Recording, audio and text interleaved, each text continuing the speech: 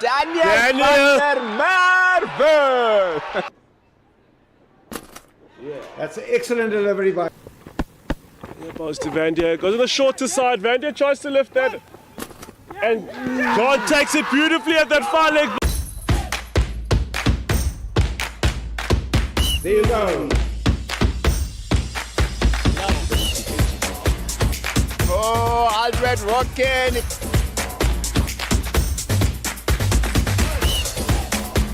Oh, and what a...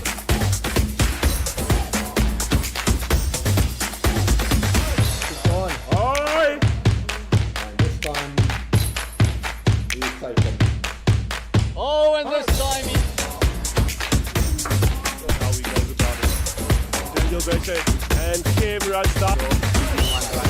And Masono pulls that.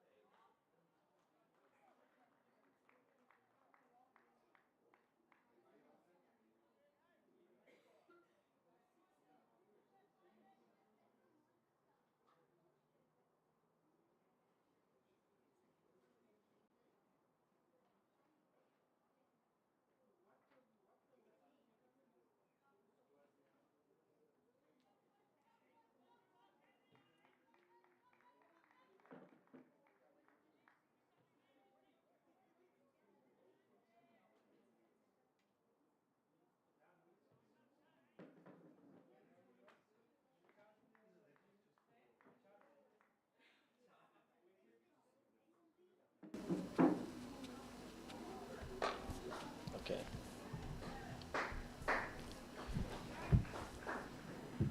So apologies for joining us slightly later than anticipated, but that is the joy of your technicalities. It can be your friend, technology can be your greatest friend, or sometimes it doesn't work with you. It's 24 September, a day when South Africans from all walks of life come together to share their traditions, their stories, and of course, delicious food. Happy Heritage Day to our viewers, our nation, and to all the cricket fanatics who are joining us for this broadcast.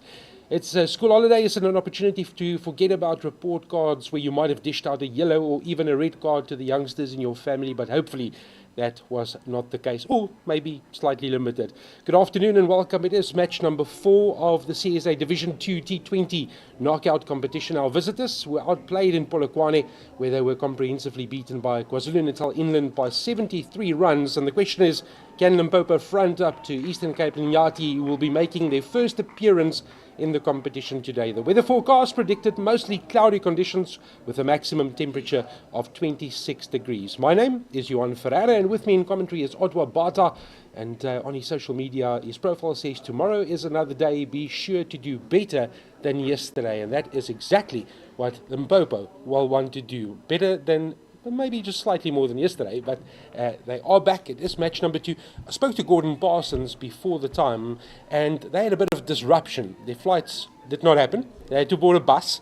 12 hours later, arrive in East London, get up early morning, have a breakfast, and come to the ground, and it's cricket time. And Gordon said to me, Johan, it's the greatest preparation. Sometimes life throws you a curveball, but it became a great team-building exercise. Yeah, you just need to work with that, don't you? This one is just tucked around the legs, and fine leg will come into play. It is a run added to the equation. That brings to a close the first over. 9 without the loss of a wicket. There is a bit of rivalry between these two teams. You will go back to 3 April and their first semi-final in Cricket South Africa's Provincial T20 Cup. That was in Polokwane, and Limpopo won by 17 runs. They became the eventual champions. Not a good start this time around.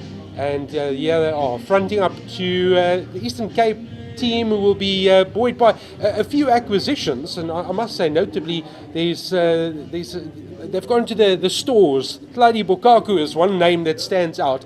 31 years young, product of Tebeja, 44 T20s behind his name, played for the Titans, played for the Lions. So he brings great experience to this region. Apewe Mnyanda, 20-year-old left-arm fast bowler. Chad Claassen, former SA under-19 player, product of St. David's, played for Easterns last season. And Christopher Gleaves, 24 years old, former Limpopo player, played Eastern Province under-13 as well. So they've definitely bolstered their team, but this is going to be a good game for them. Oh, that's a good ball. That's a really good ball, Johan. And on your point about how, Limpopo want to actually get off to a good start here today, being beaten comprehensively by 73 runs in the past match was a really hard pill to take for them, and that batting department really had trouble with how KZN came at them. So right here today, it's been a solid start so far, 9 runs from the first over. They want to actually build on that, actually just take the game forward a bit more, and really just come out guns blazing here.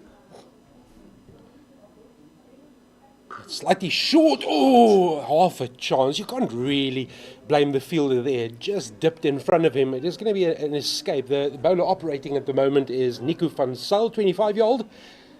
9 T20s, picked up 6 wickets, a career best of 2 for 23. That was still finding his feet, Nico van Zyl, but running away from our commentary end. Half chances, you do get those. Yeah, when they come like that, they do come, and it's an opportunity to actually take an early wicket. But you can't really fault the fielder there for that one. It was just dipping right at the very end. But I must say, it was also a pretty good shot, too, to the offside. They were really solid.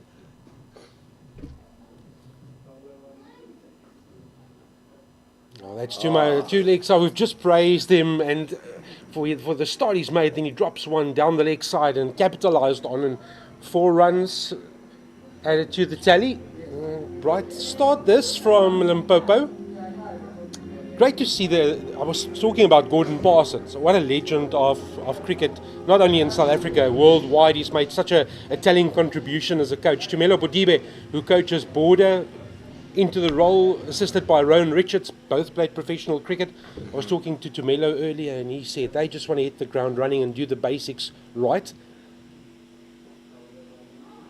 Still Again, down the leg side still. yeah, angling that it just doesn't have the radar at the moment. I mean, Van Zyl started well with the first 2 balls in this over. I mean, he pitched one up that was just outside the line of off stump, which was left alone by the batsman and went through the keeper. And then again, he came up to the second delivery, almost got a wicket there with that half chance. So it's been a really good start with the first couple of balls in the over, and now he's just been a bit wayward because I think it's the left-hand, right-hand combination that's actually tripping him up a little bit here. And to your point, also operating over the wicket to the right-hander, changing angle for the left-hander coming around the wicket. This one is straighter, just dabbed into the offside. Interesting to note that the home team already, they've taken out the slip, saw the slip in the first over. I think there's the variety of bowler here because Miyanda started well and he was getting good swing, especially in towards the legs of the left-hander and then just shying away from the right-hander. And it was a pretty decent combination, and the field placement was actually pretty good up front for that type of bowling. And with Van Zyl now coming in, he's bowling a bit of a straight line, more as you can see, so he might just need more protection on the leg side. Lovely Shot. extension of the arms, half stop and a direct hit, but he's made his ground, so no problems there for the visitors. Lovely extension of the arms there. You would have felt that he deserved a bit more. I was actually standing next to the Limpopo squad as they were warming up. They were having a net session behind the stadium. And again, taking into account the travelling that they've done, they had to put in a quick net session. Wake up, boys, it's time to go. Nice and early. And they were working on a couple of things, and a variety of things. And what I liked about the warm-up was just freedom to play. Operate in your natural habitat as you see it, play it. Play the ball on merit. It's always a pretty good plan to just do that as a batsman. You play the ball on merit. But here we are, end of the second over. And the Limpopo Impala are 16 for no loss. It's been a pretty decent start, given how frantic their batting was in their previous game against KZN. I like what you've just said, because it's Gordon Parsons said to me, it's just a game. I asked him, how many changes have you made from the team that went down to Inland, and he said it's not necessary to change everything based on one game. Let's rather trust the processes. If it becomes a storyline, then yes, we need to change things up, but for now only one change. That one is down the leg side, and again, just the home team haven't really found their straps up front, so they've conceded another wide. But to your point, I mean, they were well beaten. They came here low on confidence. They would have travelled their little bags to get onto a plane and say this is going to be a good trip to East London, and suddenly things change. You're on a bus and you might get off and you will go, I haven't really slept. But then you take the positives. It's how you interpret the message. And so far, exactly what the doctor ordered from a Parsons perspective. That's too short, and that's helped on its way. Is it all the way? All the way. That's all the way. It looks exactly as we've called it from where we are sitting, directly behind the keeper. Maximum. We talked about the importance of inconsistency here when Iinyathi are just starting up with this bowling lineup. They've changed Miyanda from the other end, and with Clarkson coming in now, it hasn't been a really good start, starting off with the wide first ball and then too short on the second one. And just plugged over mid-on for 6. It was a really, really good shot from Fenter, and he's looking really good right now. He's looking very stable. He's doing the basics right. He's playing the ball on the correct line, and he's choosing which bowler to actually attack at this point right now.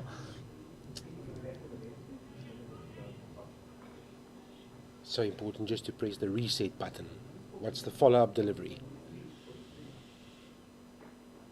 It's much better, but he'll still work this onto the leg side. They think about 2, but they won't go. And it gets important now, the calling between the wickets. We saw that direct hit in the last over, right? Considering the fact that the ball was inside the inner ring still, they managed to get through for the single, but that direct hit kind of changes things a little bit. It just shows how accurate Impala are right now. Sorry, I meant the Iinyathi are in the field right now. And it's going to be very important running between the wickets. I mean, you turn your singles into 2s. It gives you a better opportunity to actually score quicker as the game progresses. Oh, That's much better from Clarkson. it seems like he has put the restart button now following that 6. He started really decently with the last 2 balls. One going for a single, and then the other now is just a top ball into the body there. And like I said, I think it comes down again to that left-hand, right-hand combination that Limpopo have right now. And every now and again, you have to reset and just adjust your line a little bit because it's a different coordinated batsman. But you just need to work to your strengths. So there's more than a Venter on strike. Oh, it's a lovely shot. Pierces the gap between keeper and short fine leg, and he'll help himself to another boundary. This power play has become very fruitful for the visitors. We're counting one now. We're counting 4 boundaries already. It's like 3 fours with a single 6. It's important to stay online. It's important to stick to your line. And right now, I think Klaasen is just a bit shaken a little bit because he went too short against Venter. Now he's going too straight against Peters. And now he's just taking him for an easy 4 runs down the leg side. I mean, with fine leg up in the ring like that, that's an easy shot to just put away.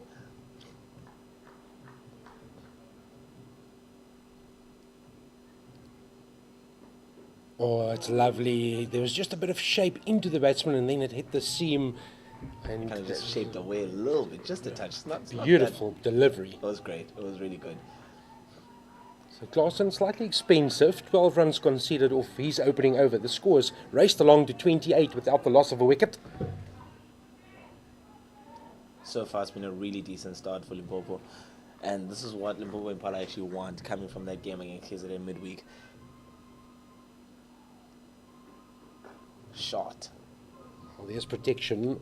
Remember, in the power play, you allowed 2 fielders out of the inner ring, and that was one of those 2 men. So the end of an eventful Klaasen over, well, from a Limpopo perspective, 29 without the loss of a wicket. Peters on 18. Venter has 11. Partnership of 29. It's an actually solid start in the power play, given that we're just 3 overs in. So right now, Limpopo Impala will look to do with Peters and Venter's partnership is to just press on from here. Maybe get as much as you can out of the next 3 overs to just complete the set of the power play, get to maybe a good start of 60, maybe 50 odd runs there without actually losing any wickets, and then it'll give you enough strength to actually go hard within the next 14 overs all the way to the end of the innings today. But yeah, it's important that they really do stick to how they want to bat today instead of just, thinking about how badly things went for them against KZN Inland. So right now they need to put that at the back of their minds and just focus on this game today. Oh, we were building him up, and here he is. Ladi Bukako.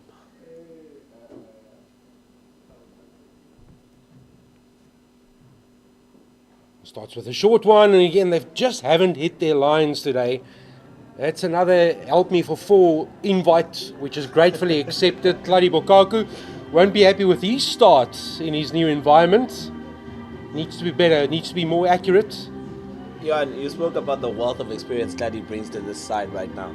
And currently with his team in this position, that's an easy ball to be put away for a boundary. I mean, he needs to start well. He needs to give them that lift that they require right now with the ball.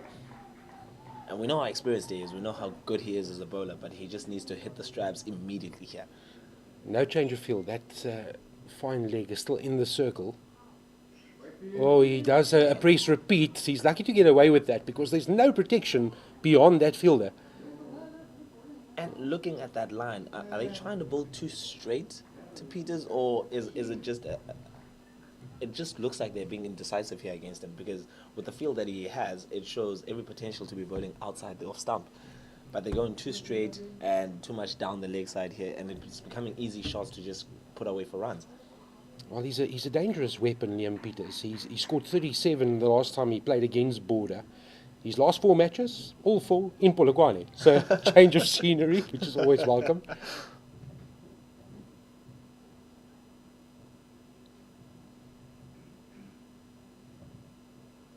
Oh, that's lovely. Oh, that's exquisite. Down the ground for 4. Oh, that you can take a photo of that and just put it in a coaching manual. That's exactly how you hit it. A straight drive. For any kid that's watching, that's how you play a straight drive. I mean, we spoke about how important it is for Tladi to start well here. He's gone 4 first ball. He's gone down leg again. Was an easy single again for the second ball. He's gone 4 again in the third delivery. So it's been 9 runs of the first 3 balls of this over. And Limpopo Impala motoring along at 38 for naught now. We're 3 overs into the 4th over. 3 balls, into the 4th over. Again, just towards Easy the singles. pads, and they can definitely get 2 here. It's going to be, oh, it's not going to be stopped, it's going to be more than that. It's another boundary. Well, it's just been too inconsistent. You can see, yes, it's a team playing in their first match in the competition this season, so they might not be accustomed to the pressure of match day yet. But again, your visitors have had quite the disruptive start just to get here, and they look the more settled side, having gone down the way they did. Maybe this is the exact recipe that Gordon Parsons needed to kickstart his campaign, and he'll sit in the change room and say, okay, well, this is going very well. He's definitely happy with the start right now. He's definitely happy with the start. But coming into this game, yes, we understand and know that this is the first match for Eastern Cape. But they need to get into the game. Oh, that was so close. We earlier spoke about the importance of running between the wickets. That, for me, is a really good single. Yes, it was a bit tight, but you got to respond to your partner whenever they call you through for that. Yeah, absolutely. That's the trust that you build, and maybe that's also part of the whole team building exercise. If Yes. you spend company, if you spend time in each other's company for 12 hours, I'm sure that will get enhanced as well. So 43 without the loss of a wicket. Bukaku has made a nervous start. 5 balls bowled, 14 runs conceded. They desperately, you just feel they need a breakthrough. Otherwise, the game's getting away from them pretty quickly. Still early days. He's trying to change the angle here, coming around the wickets. Oh, Still a bit too no, straight. it's not there, not Straight. there. Bukaku, it's not going according to plan. And this is difficult for the captain. If you've got bowlers who are bowling 2 different lengths or lines, you can't set a field to that. You can't set a field to ill-disciplined bowling. Someone's going Exactly. to stick their hand up and say, this is how I'm This going to is what I'm gonna operate. do. Trust me, this is the field I need, and this is the outcome I'm going to give you. Input versus again, expert. You look at that pass delivery right now. It's too straight on the leg side, and again you have fine leg in the ring. Yeah.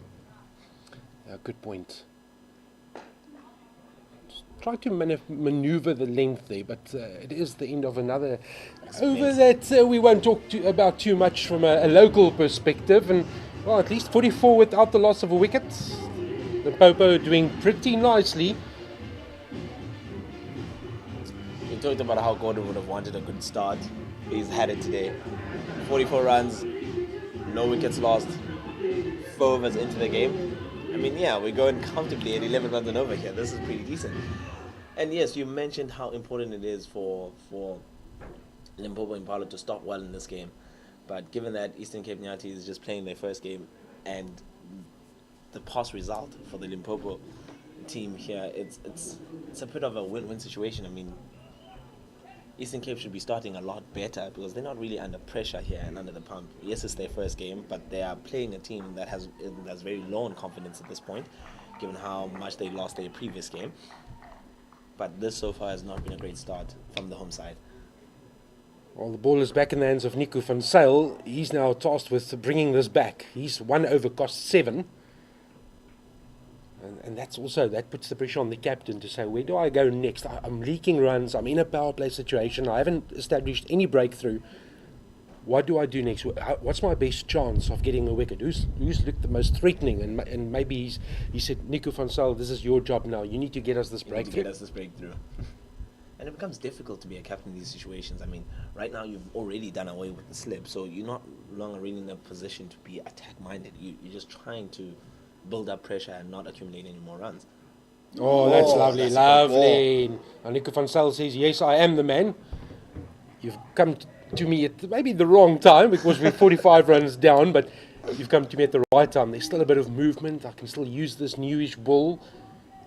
He's getting purchase off the wicket here, which is actually pretty interesting because that 1 over in his spell when he started off, I think it would have been a more better thing to do when he was better suited for the surface anyway, to just continue on.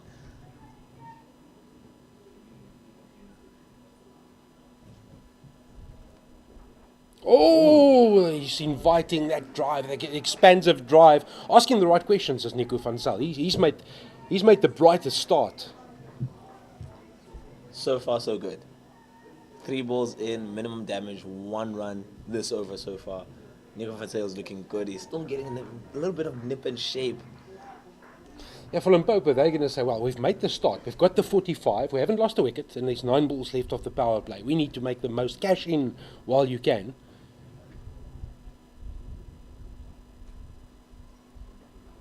Again, good well lengths. bowled. Well bowled, yes. And he's... on. That's what you don't need.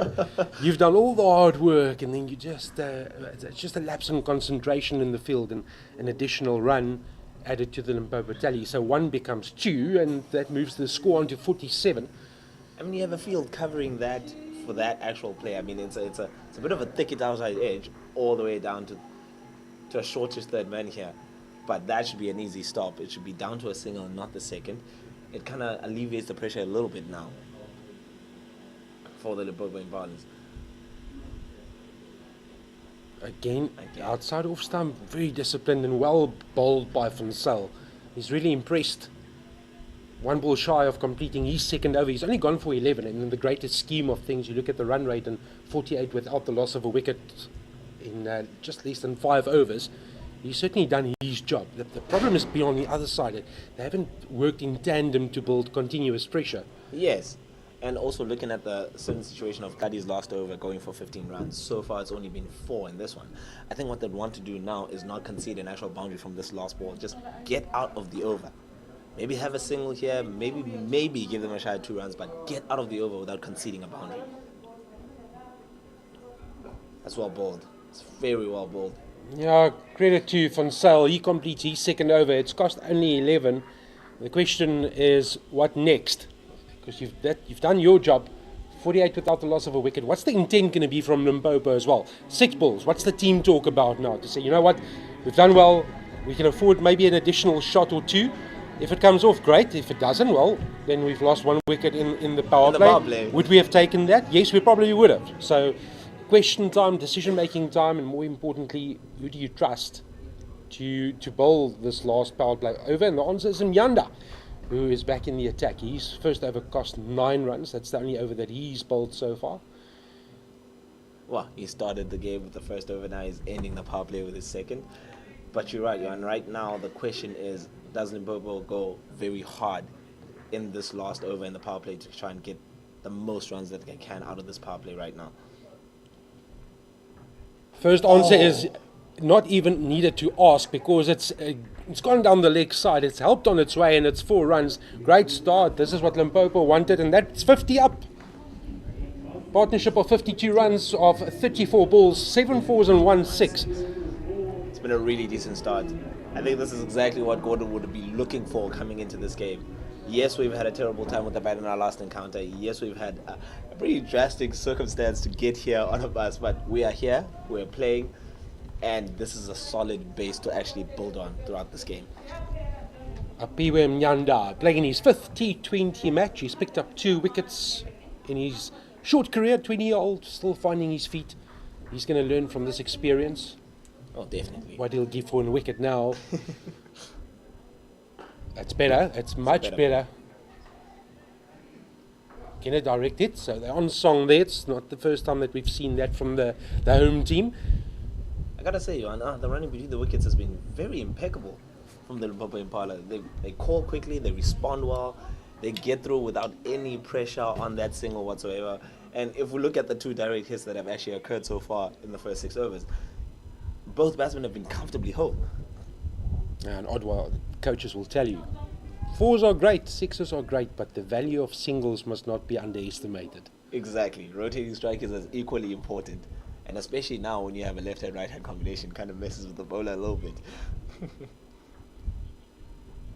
It's too short. He's going to get away with it because there's no protection there. Backward of square, yes, but it's another easy 2, short of a length.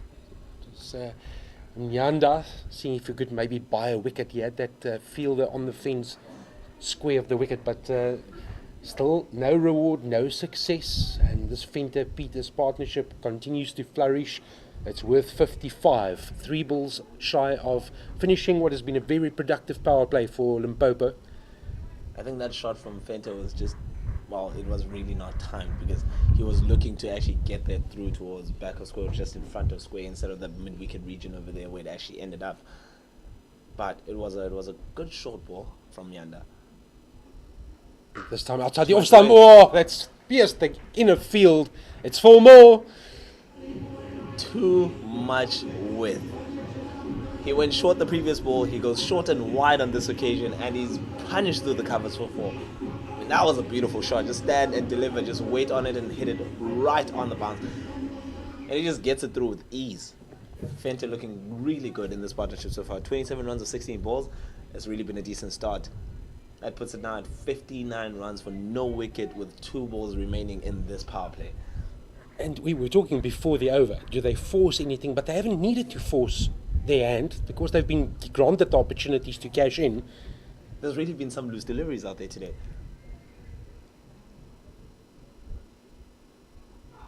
Oh, it's flat batted, baseball style, down to our commentary position. 1 bounce, 4. I'm looking at Mianda's body language right now after that delivery. It's as if he's kind of upset with himself as to how can I afford to be that short against somebody who's well set right now on 31 of 17. I mean, you can't be. You recently just mentioned right now, a couple of balls ago, they've been afforded the opportunity to score with ease and not really take any much risk to their batting. This today has been a really poor start with the ball from the home side. I mean, right now, after this power play, they'll need to actually get themselves back into the game. Maybe pick up some quick early wickets after the completion of the power play overs so that they can just get back into the game.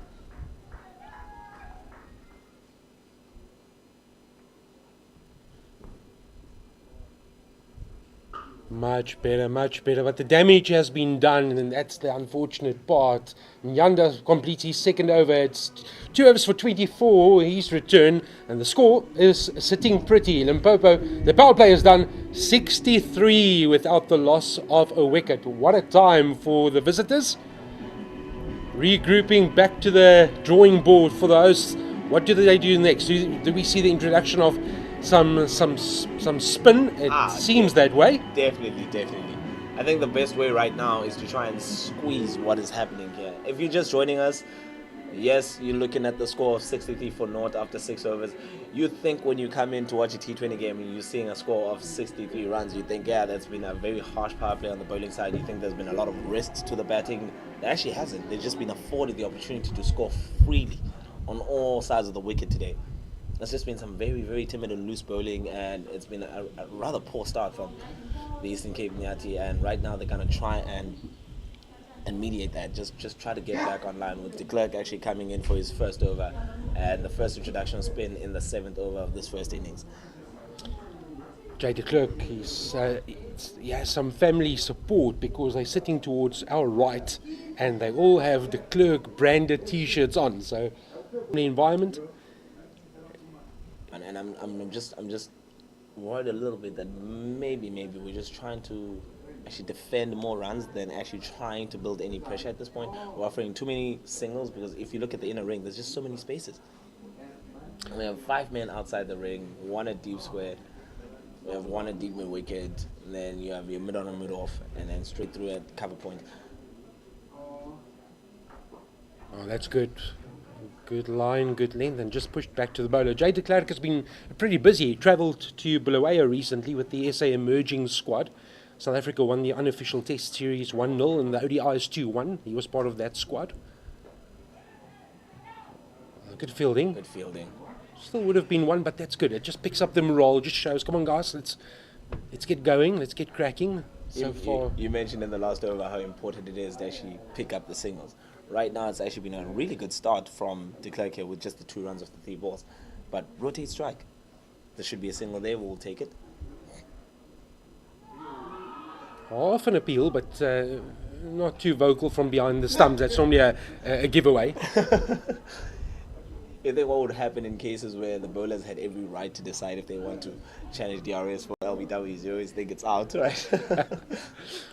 Well, keepers normally always think it's out. So if your keeper doesn't go up, you should just say, okay, let's move on. Yeah, and you just see where the ball actually ended up at the end of that shot. You see the batsman trying to play a shot. You see the keeper's movement when the ball was actually coming off the pitch. Everything about it just showed that was going leg side. Right, important for de Klerk to finish strongly. 3 runs conceded off this over. Oh! My goodness, that was the chance. That's a that missed was opportunity. The chance. De Klerk built the pressure. We were just talking about it. Fenter was looking to go for that big shot after just having 3 runs off that over. you felt the pressure. It was a bit unnecessary to actually go for that type of shot there, but that was a missed opportunity from the wicket keeper, DC. I mean, it was a chance. It was really a chance to get that first wicket there and actually try to get yourselves back into the game again. Yeah. Well, our Proteas men will be taking on the current ICC T20 Men's World Cup champions India in November for a thrilling T20 international series. Visit www.cricket.co.za for your tickets. The hashtag wars are nowhere, hashtag be part of it. That should be a really good series. And I think it's going to be even more fun given that these were the two teams that have finished in the World Cup final. There's a lot to play for. So we've got spin in at both ends, spin in tandem, and Jason Niemand is introduced into the attack, former SA under-19 player as well, so he's got the experience. So right now, Jan, what is the thinking here? Are we trying to get wickets, or are we just trying to build up as much pressure as we can in order to force the mistake to happen from the Impala side?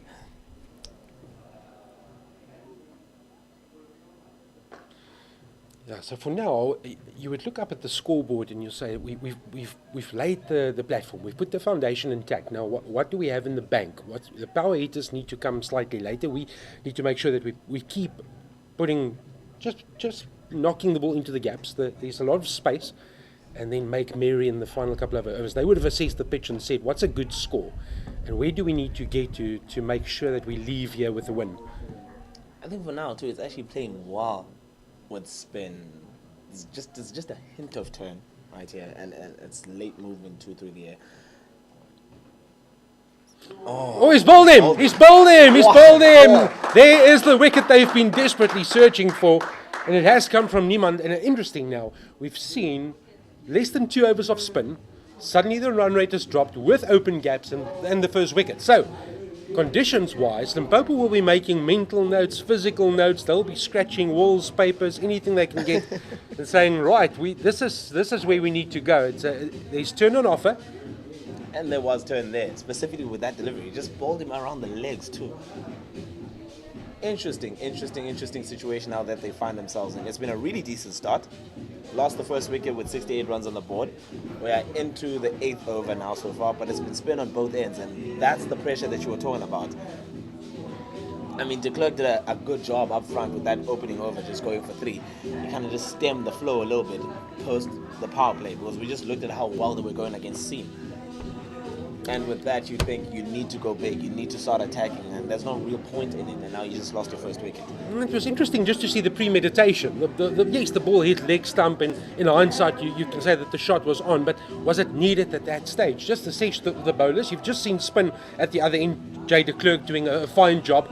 Now, let's see how Jason Niemand settles in, work him around, and then maybe reassess and say, right, the spinners will be the key here.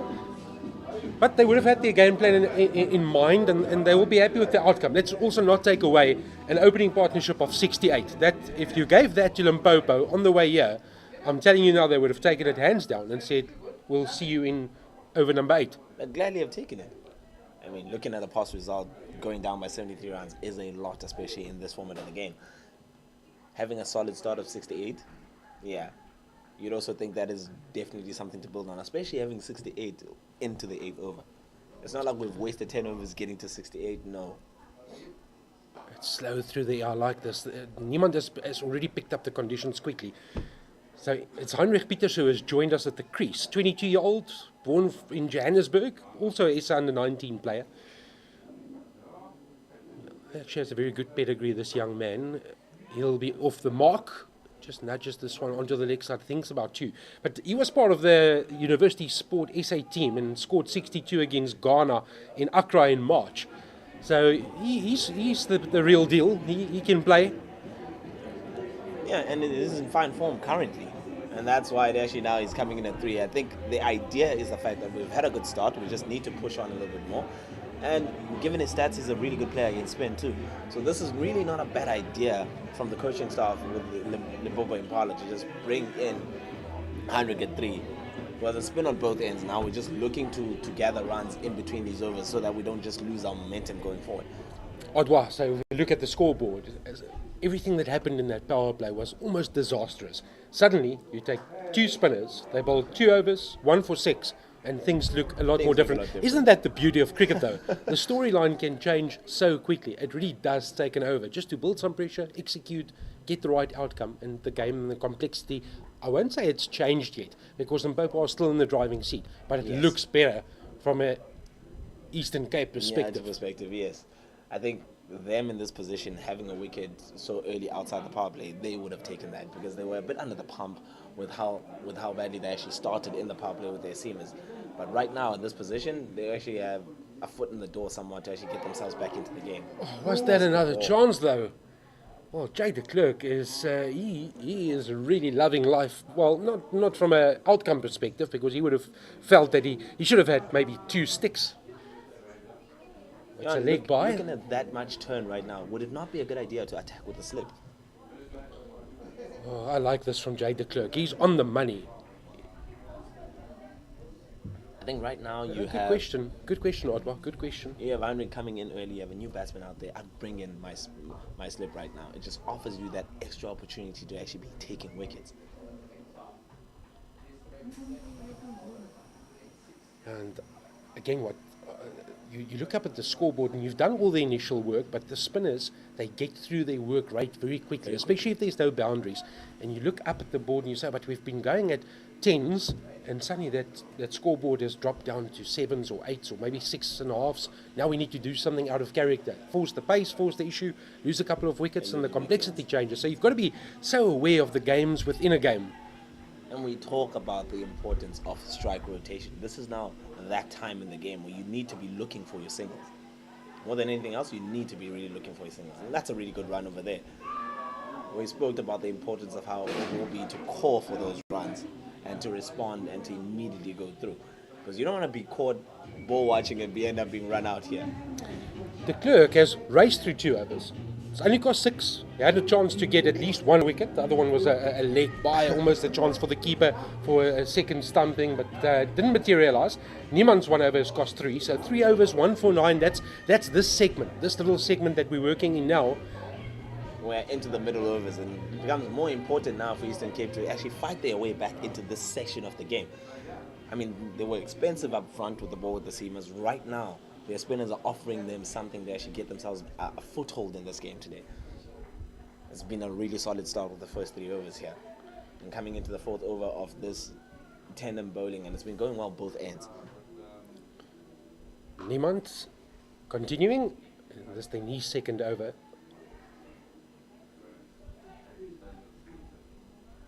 I think, Jan, given the lineup for Limpopo Impala, they'll be looking at this section right now and thinking, yeah, our spinners can also do the damage for us in the second innings here. Absolutely.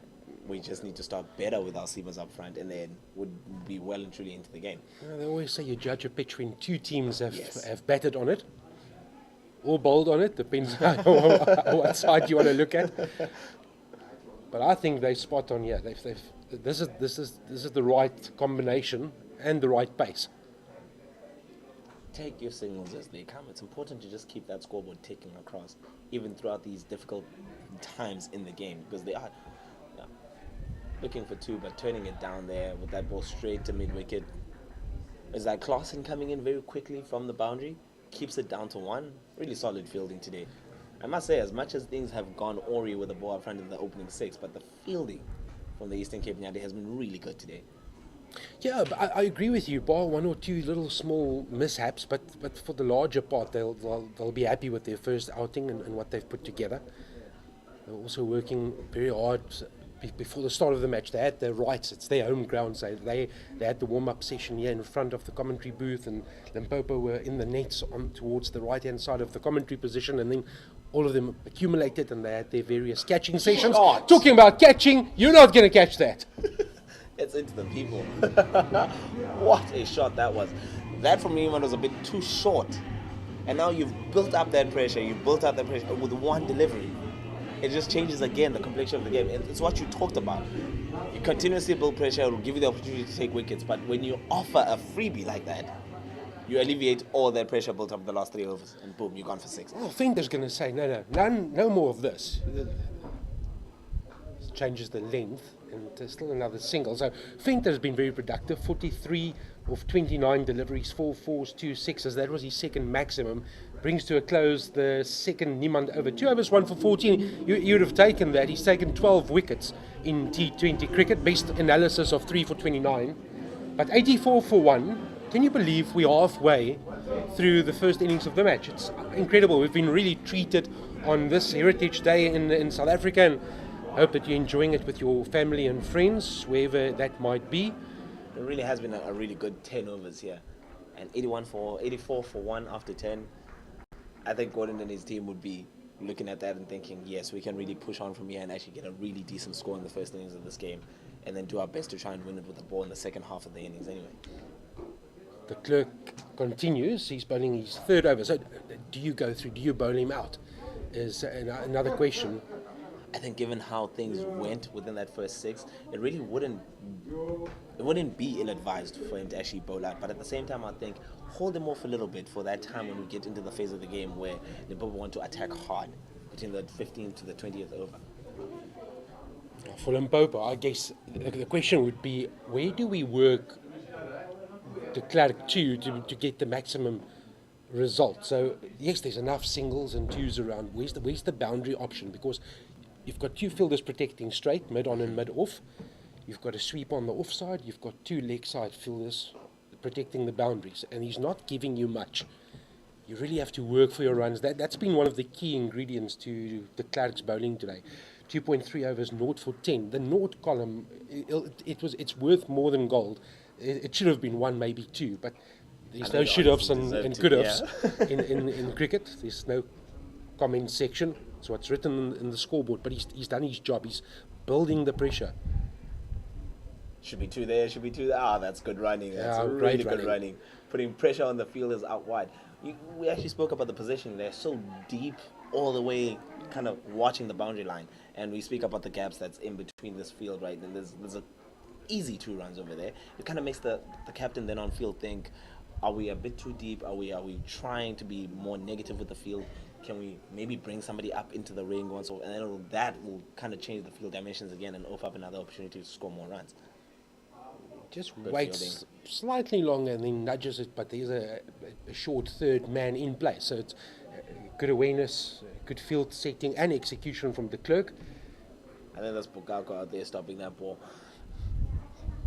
Just moved away to leg side, trying to give himself some room, but the clerk was having none of it, not changing up what he was going to do. So the clerk's gone for 13 of his 3 overs. Wonderful return from the clerk. 91 for 1, that's after 11 overs. Yeah, and you really brought up something important right now. What does Niemand do at this point? Does he actually continue with the clerk? Does he continue with him now and bowl him out in the spot and then he's completely done for the day? Or does he hold him off for that final over when Limpopo look to attack more and look to be more aggressive towards the end of the innings here? So it's a great question, Odwa, because they have to now go, we've just put together 5 overs of good pressure, we finally broke the partnership, but now we can't bowl forever. Whoever comes in to support next, you'll have to build on what we've been doing in the last 5 overs. It's pointless now going to drop short again and changing lines and lengths and being all over the place, and the pressure valve just pops. So it's going to be interesting to That's definitely what you don't want. look at the approach now.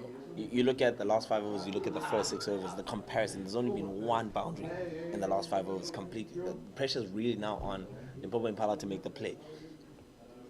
Glad starting off now in his second over. There is a gap there, but he does not pierce it, so he'll get a single. Hlali Bokaku was taken for 15 of his first over, and he is a seasoned campaigner, so a good approach here to say, I'm going to throw you the ball. You've done it. You know what to do. Let's get back and forget about that first over. Get us back into the game. Try and get us a wicket. Exactly. All that wealth of experience now needs to be something that he brings to the fold. It needs to work with him and not against him in this situation. He needs to understand how crucial he is to the setup of bowlers, and he's the one who's leading actually them at this point in time. So we've built up pressure. We are in this position. We're in a very decent position now, trying to get a foothold in this game. Just get us somewhere. That's what his captain wants from him today. Sliding down the leg side, there is protection there, but it's off the pad, and the umpire will signal the leg by. He's again starting a bit too straight. Agree with you. First ball was outside off stump, but it was well too short. You saw how Peters was trying to nudge it into that space. But that second one there, it's too straight, and it's now drifting down towards the leg side. And any bat on that, it's a boundary, because it's an easy put away. In the meantime, Venter needs 2 for a half century, well-deserved half century. He's faced up to 34 balls. Bukaku runs away from our commentary position. It is straight. He'll push the single and he'll get the result. So it's at least it's a better line and length from Bukaku. Yes, that was much better from the previous delivery that he bowled. But right now, again, it's working against him. That left-hand, right-hand combination that we spoke about. He's changing his line again here. He's coming around the stumps instead of over. He's looking to get the ball in towards the body on the leg side, but he's just getting a little touch too straight. I think maybe the best thing for him to do would be to pitch it just outside off stump and let the drift actually work in for him. Because he's bowling against the wind here a little bit, as we can feel it drifting across the field.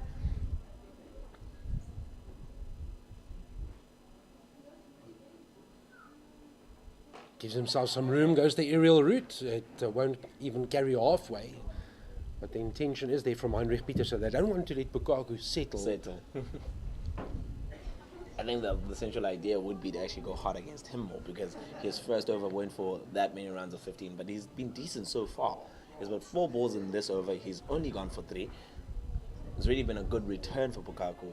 And we can see that change in pace. We can see his variations right now. He's kind of offering something different. And that was definitely a slow ball against Peters there. That's why there was actually not much carry into that shot.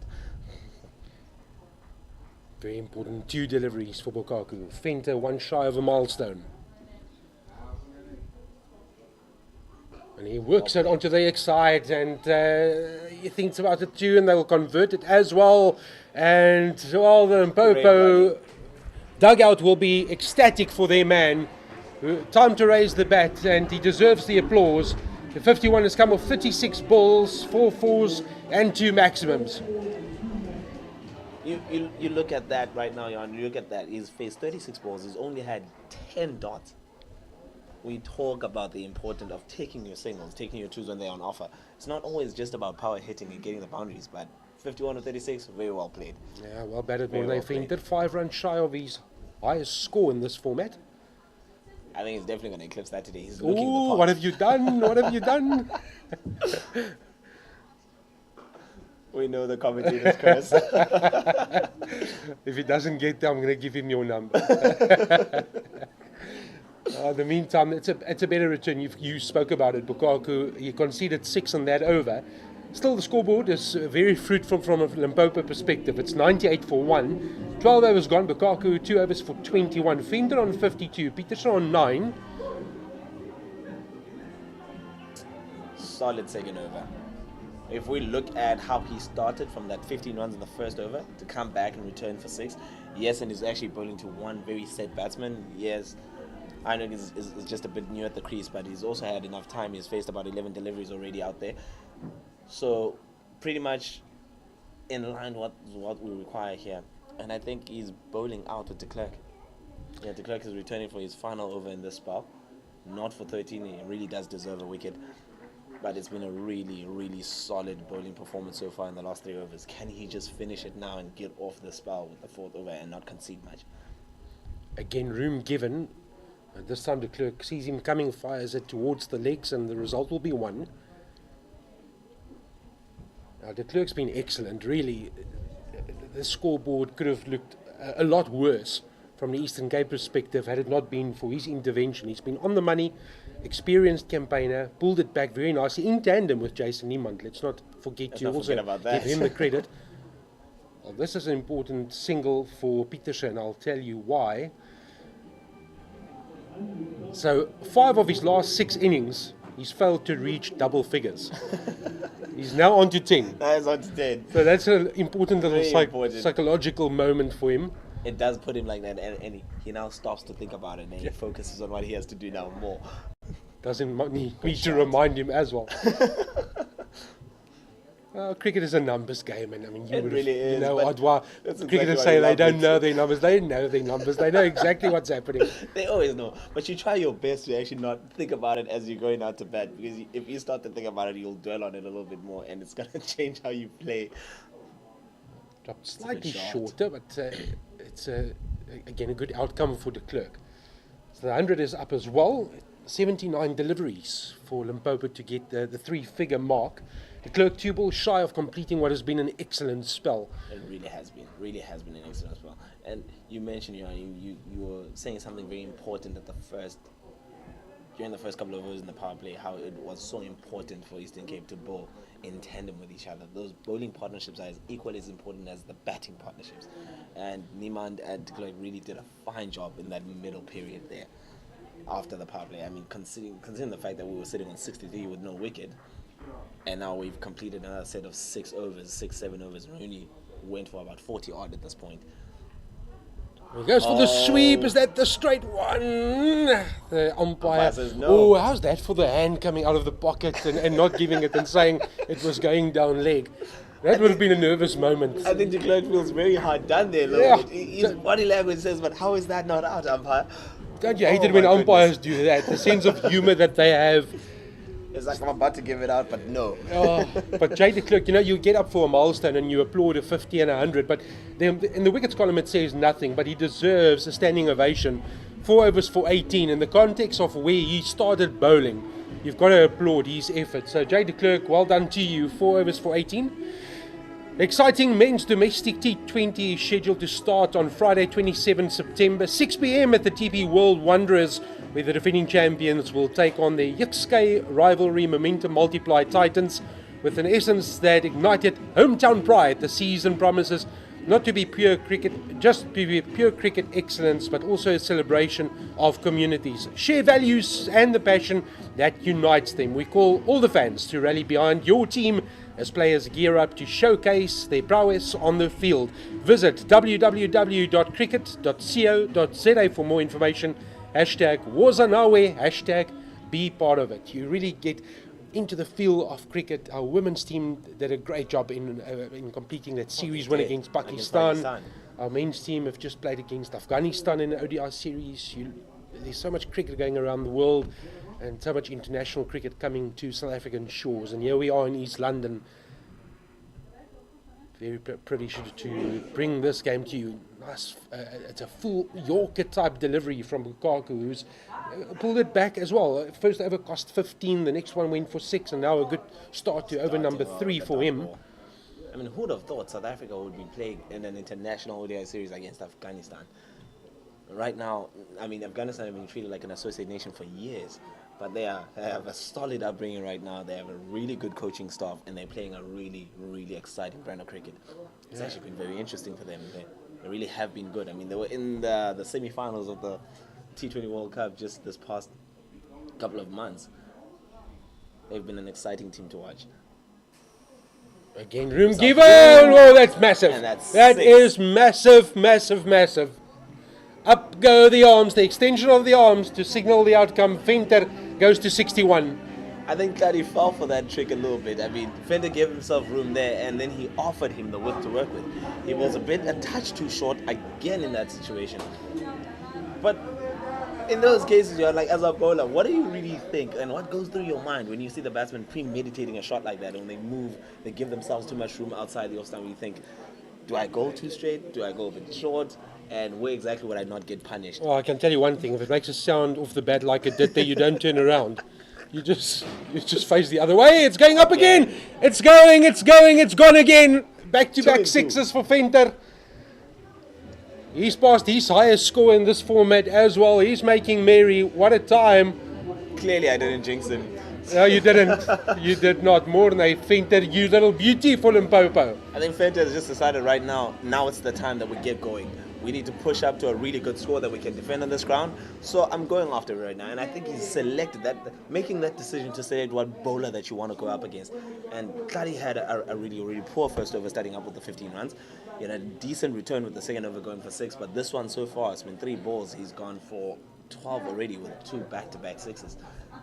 Yeah, they've made the call, absolutely, to your point, that someone needs to go.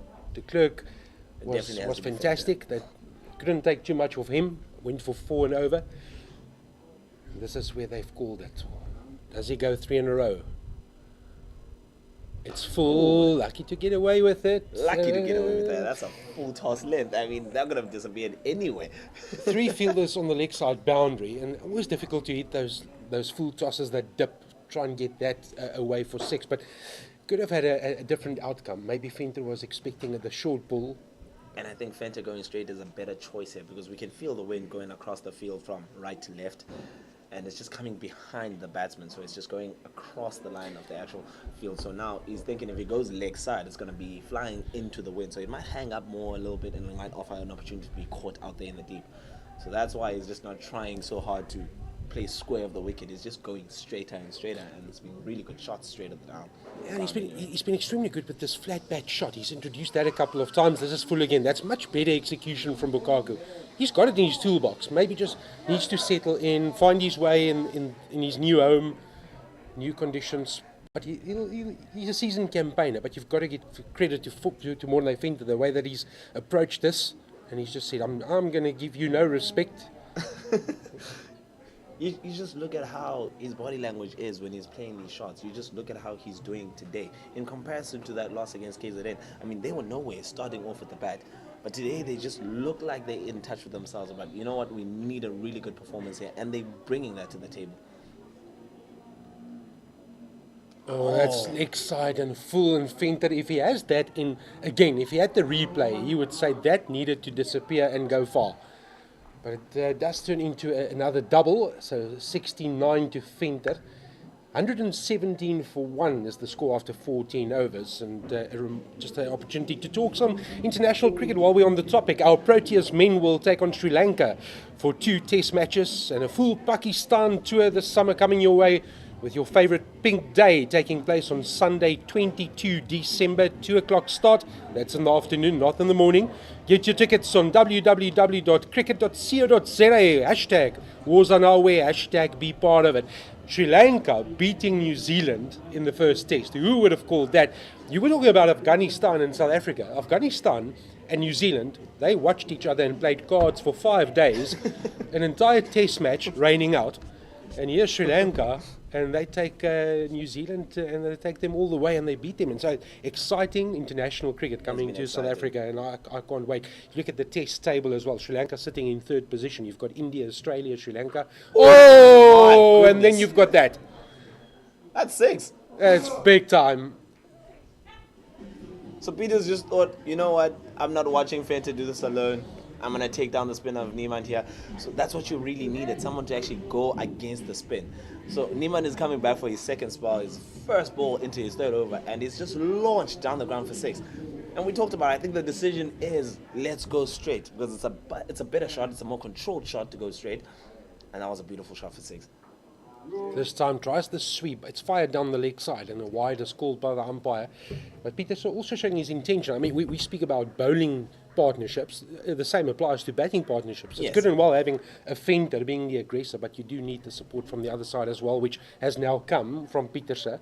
I have to give credit to Gordon Parsons. You know, you can so easily hit the panic button after you go down the way that they did against KZN Inland, and you just have a calm head on your shoulders. You've seen the book, you've written the chapter, seen it all before. It's all about the mental approach, just getting the guys confident to say, don't worry, we can fix this. It's only one game of a season, but let's make sure we correct the wrongs of the past match. And there's a couple of wrongs being corrected today, including the batting display. And this man is leading the charge. Venter onto 73 or 47 balls, 5 4s and 4 huge 6s. He's been the mainstay. He's been the mainstay. And having opened the innings right now, he's still out there. He's still scoring runs, and he's going at a really good rate here. It's actually been a very, very solid performance up front. And what does that do now? You know, and it kind of changes the length of the bowler.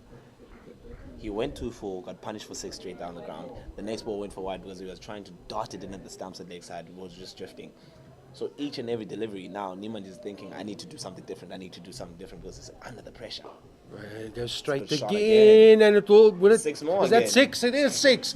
Wow, Venter is really just taking it to the Eastern Cape. Iinyathi, what a brilliant shot again. Just full value. 5 sixes, 5 fours, 79 or 49 balls. Highest individual score for him in this format. I think they've decided, you know what, we are going to go. If it does come off, it does come off and comes off well. So far, it's been really good. We speak about the running between the wickets there. A simple single there following that 6. Moves Fenter to 80 of 50 balls. I mean, it's been a really solid innings. End of the 15th, the score is 136 for 1.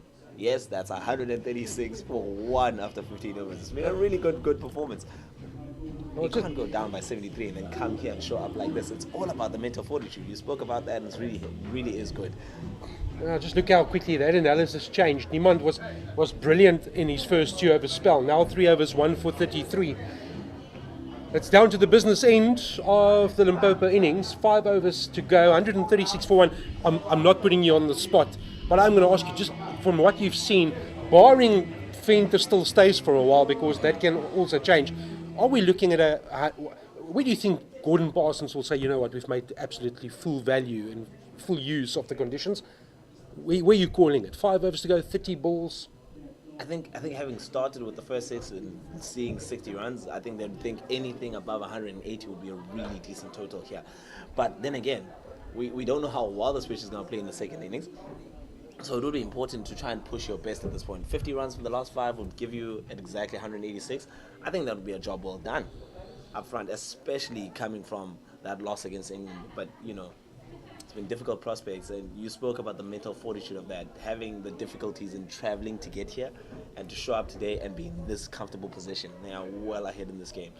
Well, a runner ball takes them to 166.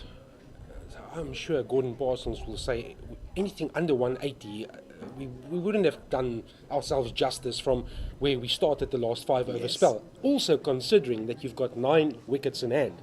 You've got a man on 80, another man is settled, Pieterse is on 18, and he'll probably take over that aggressor role if Venter's wicket does fall. But while Venter is at the wicket, I mean, you'll probably forgive me to say that they'll be thinking 190, 200 if he stays in. Another 5 overs of his destruction. I mean, he's been very productive, 80 not out of 51 balls. We spoke about partnerships. Opening partnership, 63 runs. That's a good shot. That's a solid shot. And that's 4. You just hear the ball thud into the advertising boards downstairs. We lost sight of it at the last moment, but you just heard it thud into the board to say, well, the result was never in doubt. 84 to Venter, what a shot. All we saw was Klaasen trying his best to move out of the way of that delivery. I mean, that was hit so hard. It went straight down the ground very quickly. That's a beautiful shot for 4. Well, when I arrived at the ground, the ambulance drove in next to me. So I'm sure if that made contact to his ankle or to his heel, he might have been visiting me. It would have been a very different situation. Oh, he wants it. He's fancying it there. Single there. Just a single, so Venter on to 86. Yeah, and this partnership has raced to 73 or 48 deliveries. I mean, honestly, on the back of a 63-run partnership, the first wicket partnership, the second wicket partnership of now 73 or 48 balls, it really has been a really good batting display. We haven't lost any wickets. We're scoring at a really good rate. We're looking at 4.5 overs to actually go in this innings. We're sitting on 141 for 1. We have a decent score on our cards here. Shot. Just opens up his shoulders. Klaasen only goes for 1. So he's returned 1.4 overs, 0 for 19. The man of the moment is back on strike. 6 fours and 5 sixes. What really impressed me is his straight shots. His shoulders, his full array of straight hitting, the flat bat shots, the conventional cover drives, the on drives, off drives. He's got a power game, this man. And this time, he's mistimes it, but it falls safely just outside the ring. Yeah, when it's your day, it's your day. Because on any other day, that goes straight to cover, and he's caught. And you look at it now, you think, he's sitting on 86. The luck is riding with him, and you need luck in this game. We love this game, how beautiful it is, but you definitely need luck in this game. You need to get going, and you need to get going really quickly. And this has been a very massive turnaround from the Limpopo Impalas, given their past game, and it's been beautiful to watch and actually witness today. That's a That's a great good ball. That's a good ball. Great ball by Klaasen. Come, Klaasen, you Thing feel that off your to- bowling, yeah. Yeah, well done. It's his own analysis, so extra effort. Keeps it down to a single. I mean, if they took 2 there and he's not getting that ball in quick enough for them to take 2, I think he'd be very unhappy with that. It's been a really good effort. So far, you just look around the Eastern Cape and you just see their body language as they're fielding out there. They just look a bit lackluster for me. I'm not sure if you are seeing the same thing as I'm seeing, and they're just not really in a perfect shape. They started well with so much energy towards the ball. Right now, they're just starting to lose that a little bit. It's a change of ends for Bukaku. Maybe that will bring him some luck. Yeah, for me, this is where your leadership stands up, and it's not just the captain. I think it's a bit more. The keeper, you've made a great point here, because we are sitting, the windows are open, we can hear the verbals going on, but there hasn't been enough of it. Here and there in patches, there's been verbal support. I think that's one thing they can look at, and for me, a key player is the keeper, and I'm not pointing fingers at all. I'm saying that I think the energy needs to start from the man with the gloves. It really does. And then it filters through to the The rest. rest of the team. And they basically don't communicate with each other. They just kind of huddle up when they're going for runs. Oh. Premeditation there. I was onto a topic where I wanted to say to you, it's quite interesting to watch a T20 match, 16 overs in, and we haven't seen reverse sweeps or paddle sweeps or ramp shots, and out comes exactly that. But it's been the conventional cricket approach, where nowadays in T20 formats, You see all these different you see changes. all sorts. But I must commend Fenton on that. He's played proper cricket shots, and you mentioned in the last over, he's scoring straight down the ground. He's been so strong straight down the ground, and that has prompted change. I mean, long on is kind of too straight now a little bit. And that's exactly, That's he'll go exactly where towards it's that going. gap. He'll push, he'll think about it now. It's a good decision not to go for 2. That would have resulted in an unnecessary run definitely out. run out. But just before you made the remark, I was watching long on exactly to your point, and they moved him 2 or 3 paces or steps towards our right. So in facing, if you now think they're looking towards the side screen, You see for him exactly coming that, because straight they've up, yeah. identified as well, maybe a bit late now, to say that when he hits it straight, that's where it goes. It goes dead straight. And you can't, in cricket terms, if you are watching our broadcast, you can't put a man in front of the side screen. So just if you are saying, but why not just put him more straighter, you're not allowed to do that, unfortunately. But you see how that kind of opens up other areas for Fenton, because with that delivery right there, he actually does miss out on the shot. But if he hits that any harder, it goes into that gap. That's my goodness, inside that's a big shot. out, and it does go through the covers for 4. You'll say a bit of luck, but we touched on it. It's that time of the innings. You make your luck. You go big or you go home. That is Nathan Rue there at cover, and honestly, I don't think he's getting anywhere near that. It was hit hard enough. Yes, it was in the air. It's a bit of a half chance, but it's more left side of him, and he didn't really just get around enough to actually cut it off anyway. But Well, 150 on the board, 70 70 minutes, minutes. 103 balls. They've had a great time at the It's crease. really 150 for 1, 16 and a half overs gone. Bukaku, 3.5 overs for 41. It's been an expensive day for him today. And it's It not really has over. been. Could get worse. It's short. Oh, it does get Oh, worse. it's belted. Oh, between the 2 fielders as well. Well, it hasn't been Bukaku's day. It's definitely been the Limpopo batter's day. And that's 4 more. I must say, the one thing that's impressed me so much is how effortless it has been for them to actually get boundaries. You said it earlier when they started this power play, they've been afforded the opportunity to actually put bad balls away, and there's been too many bad deliveries. We had a session of time with the spin when everything was a bit controlled, but since then it's just gone one-dimensional, and there's been so many boundaries after that small period following the power play. There's been so many boundaries now. We had 1 boundary, which was a 6 in 5 overs after the power play. It's just been raining boundaries since the 12th over now. No, absolutely. And that partnership, 86 or 55 balls. It's gone quickly. Where does Bukaku go?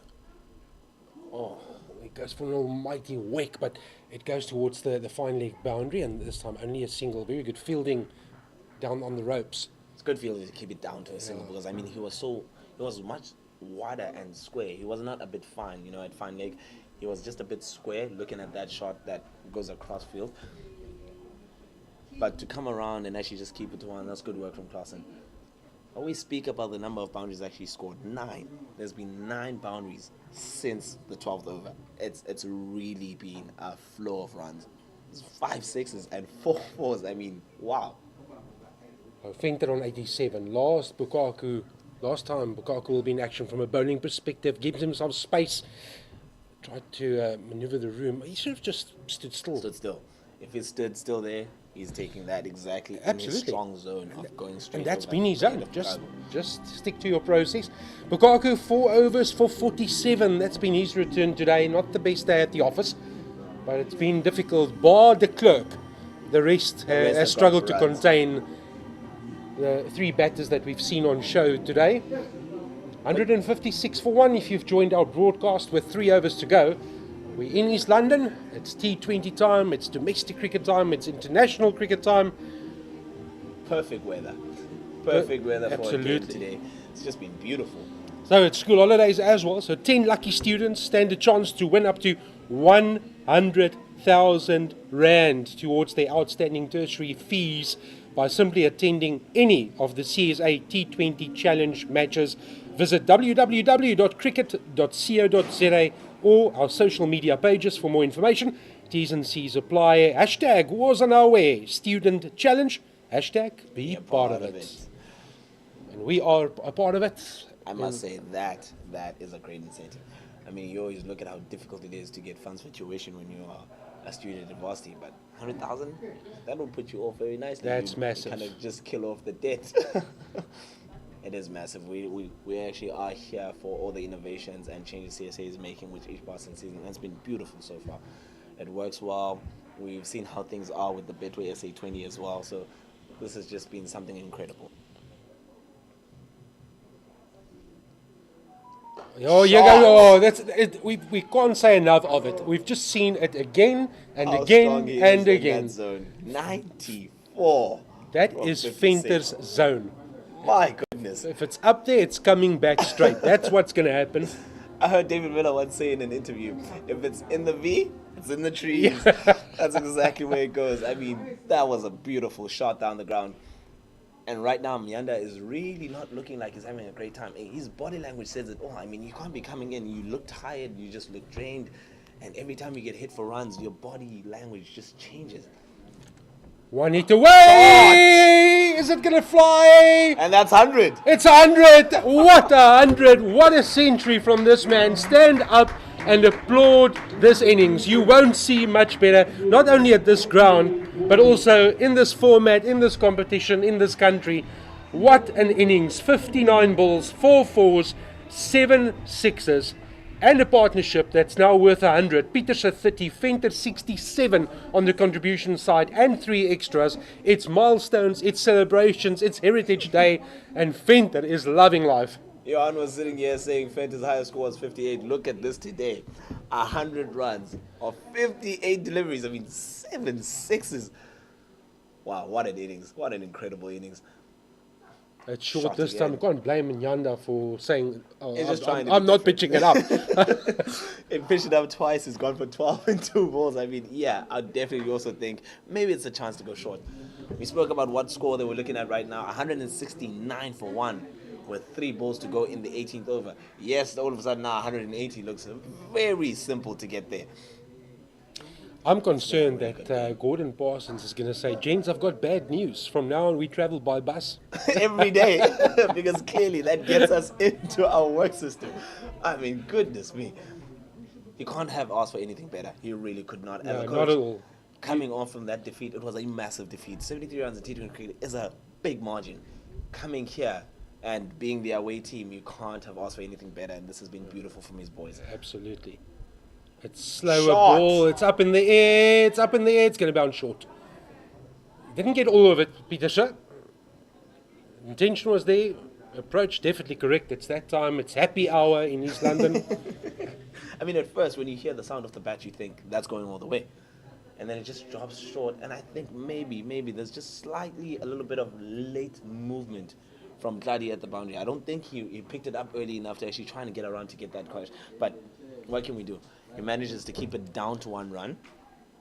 instead of maybe letting it trickle away for 4. But it's been really good batting from Limpopo Iinyathi. It's been really, really good batting. Oh, it's full again, but this time angled in towards the pads. They're going to think too. Peters is coming back, and he's the aggressive runner. That's well done. That's well played. Good anticipation by Peters. Just to come back to the danger end. Make sure that you put Venter on strike. You keep Venter on strike. Oh, what a Venter's show. been out there for 60 balls, and yet he's still not having any issues running 2s. I mean, it just goes to show the fortitude and the strength to actually stay up. The fitness levels that are out there, it's been pretty solid. You can't bat all the way through an innings and still be looking to take 2 runs here instead of just singles. But it's been really good. It's been a really good tempo of an innings from him. Speak about how beautiful this innings was. 103 now of 60. It's been incredible to watch. It's short. It's flying. Doesn't have the legs. It's going to bounce. 1 bounce for. Raining boundaries. Oh. Raining boundaries. And at this moment, now, Johan, I think Eastern Cape don't have an answer right now as to how they can manage this situation of bleeding runs quite thoroughly. It's been a really good display of batting. Venter has led from the front. Partnership now is 108 of 63 balls. I mean, decent. 18 overs done, 176 for 1. What do we do now with the last 12? Do we actually go as hard as we can? Maybe try to push and get to at least 200 here? So we were setting it up and saying 180 minimum and 200 while Venter's there. Venter's there. That's 24 runs shy of 200. There's 2 overs to go. So 12 and over gets you to the 200 mark. And at the rate these two are going, that's definitely within their grasp. So, and this is just it's been a destructive display. It's been the Venter show from the start to the finish. This really, really has been the Venter show. And I think also an additional thing is there's been too many extras. There's been too many extras from the Eastern Cape team. I mean, yes, it's their first game. Yes, they're tentative. Yes, there's nerves. But when you show up here, you need to hit your straps actually early, and you need to stick to your plans. You need to bowl to your plans. And too many times they've missed that. And they got punished today. Oh, that's good. That's a very good length. Very difficult to get under that, but they will still convert into 2. The value of good running. Ooh. It's great running. Great running. And Van Zyl, I mean, we mentioned at the top that Van Zyl, he had a 2 over burst, or 1 over, and then was brought back for another over. Yeah. So he's now into his 3rd spell in inverted commas. So 2.1 overs for 13. He's been the other star. We have to give him credit. He's looked like one bowler that can take a wicket. He's looked along with Jade. He's looked the best out of all the seamers today. He's looked more threatening. He's been more accurate.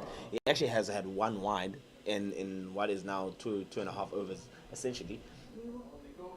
And we look at how they've been scoring against him. There's been more singles than boundaries. He's been really solid with the ball. He's held one end together. Absolutely. But unfortunately, it's leaked so much from the other side. Yeah, I must say, I like one of Jade de Klerk to me and Nico van Zyl. They've really been the standout bowlers for this outfit today. And talking about standout performers, yeah, he is. What does he get off it? Because Van Zyl has been fantastic. He really hasn't missed his mark. And he really did hit his straps today. He really did, and he started well with that first over. He came back later on for that second over. He did well again there. So far, it's been 2 runs of 2 balls in this one. Oh, he does Back go to the the off-field aerial. chance. Oh, just dropped short. Oh, they're going to go They for went- 2. Oh, wrong end. You could have gone to the bowler Bowler's there. end. Definitely bowler's end. I think the danger end was definitely the bowler's end. That's where that throw would have come in. But then again, you always think to yourself, at that distance and throwing that hard, maybe the best way to go is to the man with the gloves. Yeah, I just think the anticipation. Venter was always thinking to where Peters was on the back foot. But Kinda in responded hindsight, it's an late. exact science. So we'll just say it is Venter's day. I mean, that's what it is. So Van Zyl, he's going to be tested. He's gone short. He's gone slower. It's gone over the top. It's inside out. It's going to bounce once, twice, and trickle over the boundary. And it is another boundary to Venter. Oh, what a show! What a performance! He called it. It's been his day. It really has been his day. And anything that's marginally short, anything that's marginally too straight, too full, he's pounced on. I mean, he's punished Iinyathi here completely. Everywhere they went stray and wayward, he's taken them to the fence for runs. every opportunity to score, he has nailed today. It's just come off perfectly. I think you can't ask for a better day than this as a batsman. I mean, it's been a really good session in the nets. Clearly, we can see that. Yes.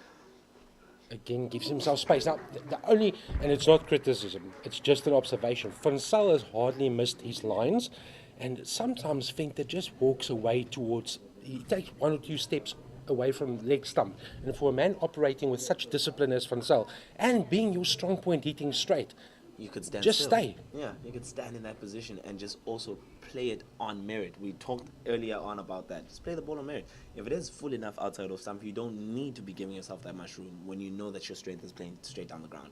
This time he advances a couple of steps towards Van Zyl, who gets the result that he was looking for. So it means that we are 1 over away from the halfway mark of this match, and it's 186 for 1.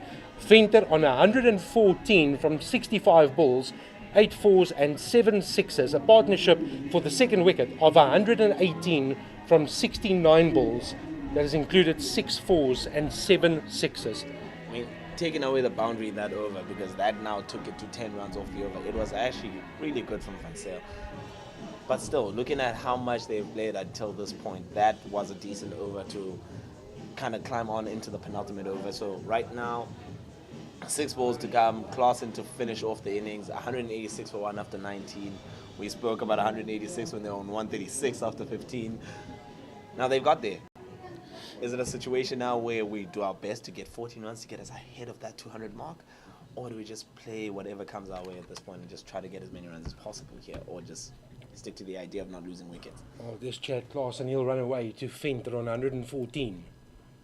It's full, Ooh, it's wide, great the take. edge from the bat of Venter, and might argue that that could have been called wide, but in the greater scheme of things, Venter seeing it big, and he's going to go after whatever is being dished up at him, but this time around, not the result that he's become accustomed to in this Definitely. time at the crease. He's batted throughout the innings, from start to finish. From start to finish. He's now finishing it off in the last over. He started, faced the first ball, he's faced the first ball of the last over here. But I must say, and that was a really good take from Ledisi behind the stumps. I mean, he saw it too late, but he managed to stop it still. Good shot. Also a good ball from Klaasen. That's good length. This is really an important time. And to contain a man that's on 114, now 115, with a foolish delivery outside off stump, it's not easy to get away. You need to get that one right. You know how important it is to get that Yorker length spot on. If you just miss it just shy of that length, you travel for runs. It's always been an indecent situation to be in, and it's crazy how the margins are so small when it comes to bowling that Yorker length. Well, the approach will be the same. Fine leg and third man up in the circle. Goes straight as well, but it will be 1 bounce to the fielder. So far, this is the right results for the home team. Klaasen has done his job. Yeah, 2.3 overs for 23. His analysis halfway through this over, that's gone for 2. That's the important stat. But look, the scoreboard looks in good. some serious pain if you're looking from a Eastern Cape perspective. To support the home side, yes, it looks like they're going to be chasing a lot today. But so far in this last over, it's really been really good. 115 to Venter. 3 balls. Again, just takes 1 step straight to the fielder and out. Great!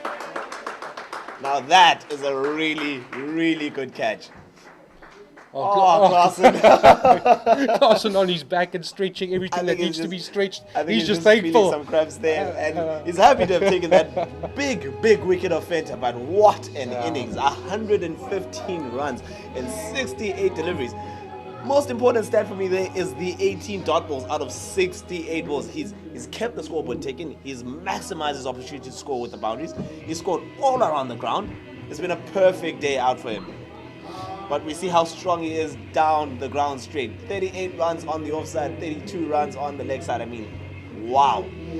What a bad display. Great sportsmanship as well, and the home supporters to our right here on the pavilion, all applauding. You can't not applaud what you've just seen. That's just been magnificent. One of the best T20 innings that you can witness. Domestic cricket certainly alive, and cooking here in East London, and we were really privileged to have witnessed that innings from Venter. It's put his team in a great position. 188 for 2. Credit to Klaasen. Hasn't missed his mark in this, the last over of the innings. Yes, he's cramped up. He'll be lying on his back, taking up a bit of water and saying, I've got a wicket next to my name. Life looks a lot better. The 27-year-old. 2 balls remaining, and then it's a change of innings time. So this has been a great effort from the visitors. They still need to go and do it with the ball, like you've said. They really do. They really do. But we speak about the importance of, finishing off an innings well. If they do this right and Klaasen's over becomes very impeccable, it becomes that push-on point as to change the momentum of the game going into the next phase of play, going into the batting innings of Iinyathi here. But that was a really good catch. Good planning with the field placements, and it goes straight to cover. And he's stuck to his strength. He's stuck to that line. He's bowling full. He's bowling outside off stump. He's giving that Yorker length. It just offering nothing really. That's again beautiful execution really from Klaasen. The man that's batting, Lawrence Steenkamp, 27-year-old. Averages 20, just under 21 in T20 cricket. Well, I think Steenkamp is just here to swing at the last kind of 2 balls here. He's faced one already with that dot ball full length in that wide Yorker region. That was a really good execution from Klaasen. Last ball of the innings coming up now. Oh, he walks far across his off stump, and it'll be a bye. Brilliant last over from Klaasen, one has to say. And that brings to a close an eventful first half of this T20 match here in East London. And for Limpopo, they'll definitely be the happier of the 2 teams at the interval. They've accumulated 189 for the loss of 2. Venter put on a show, highest individual score for him. And now the question is, can the visitors defend that 189? What will be the key to success? Or is there a blinder waiting in the change room from one of the Eastern Cape batters? That we will find out when you come back with us next.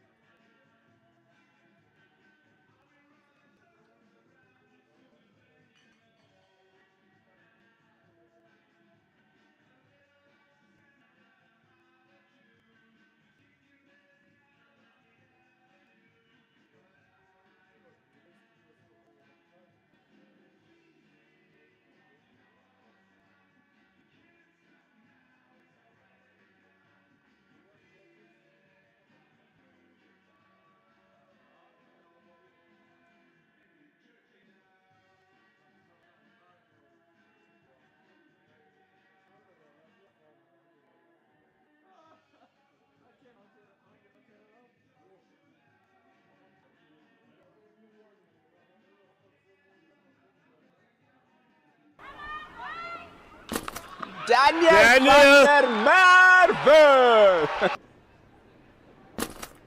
That's an excellent delivery by. Yeah, balls to Vandia. Goes on the shorter side. Vandia tries to lift that. And John takes it beautifully at that far leg. There you go. Oh, Alfred rocking.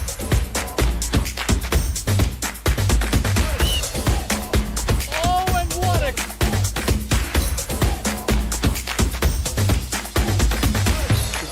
Oi! And this time, he's taken.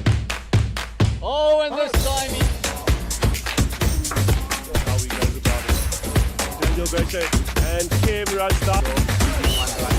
And Masono Falls back.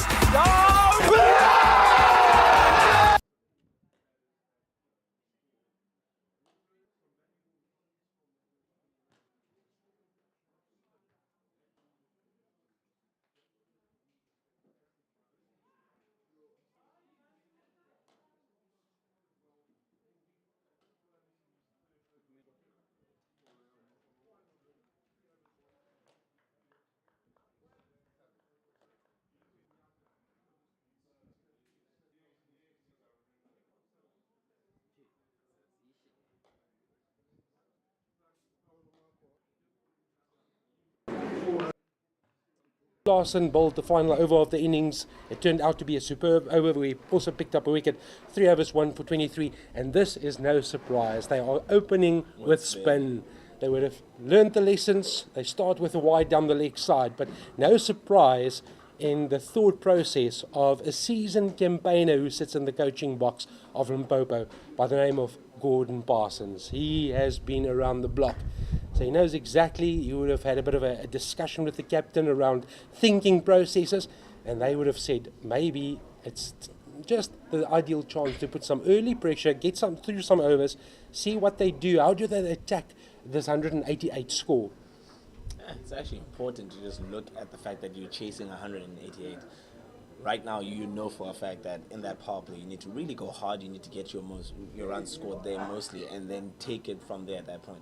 You lose quick wickets in the power play, then all of a sudden you're on the back foot immediately. And starting with spin with Atwell, Maholoboto, 0-0 for Limpopo. And it's actually a decent start, barring that wide of the first delivery. He's actually gone for 2 runs with that wide included within the 2 balls that he's now bowled. It's a decent line, and we actually do see that they've learned something from that first innings, and it's offering so much. We've seen what spin did up front after that power play in the first innings, so it's important to see how things go here. Leg by there with the ball just shy over the stumps. Yeah, always difficult to get that decision going around the wicket as a right arm spinner. And everything needs to go right for it. It needs to pitch in line, it needs to hit in line.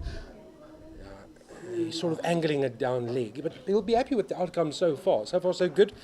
A couple of runs, 3 without the loss of a wicket, but 188 is a daunting prospect. Someone's got to take this game and take it in the power play. You need the first move to happen pretty quickly.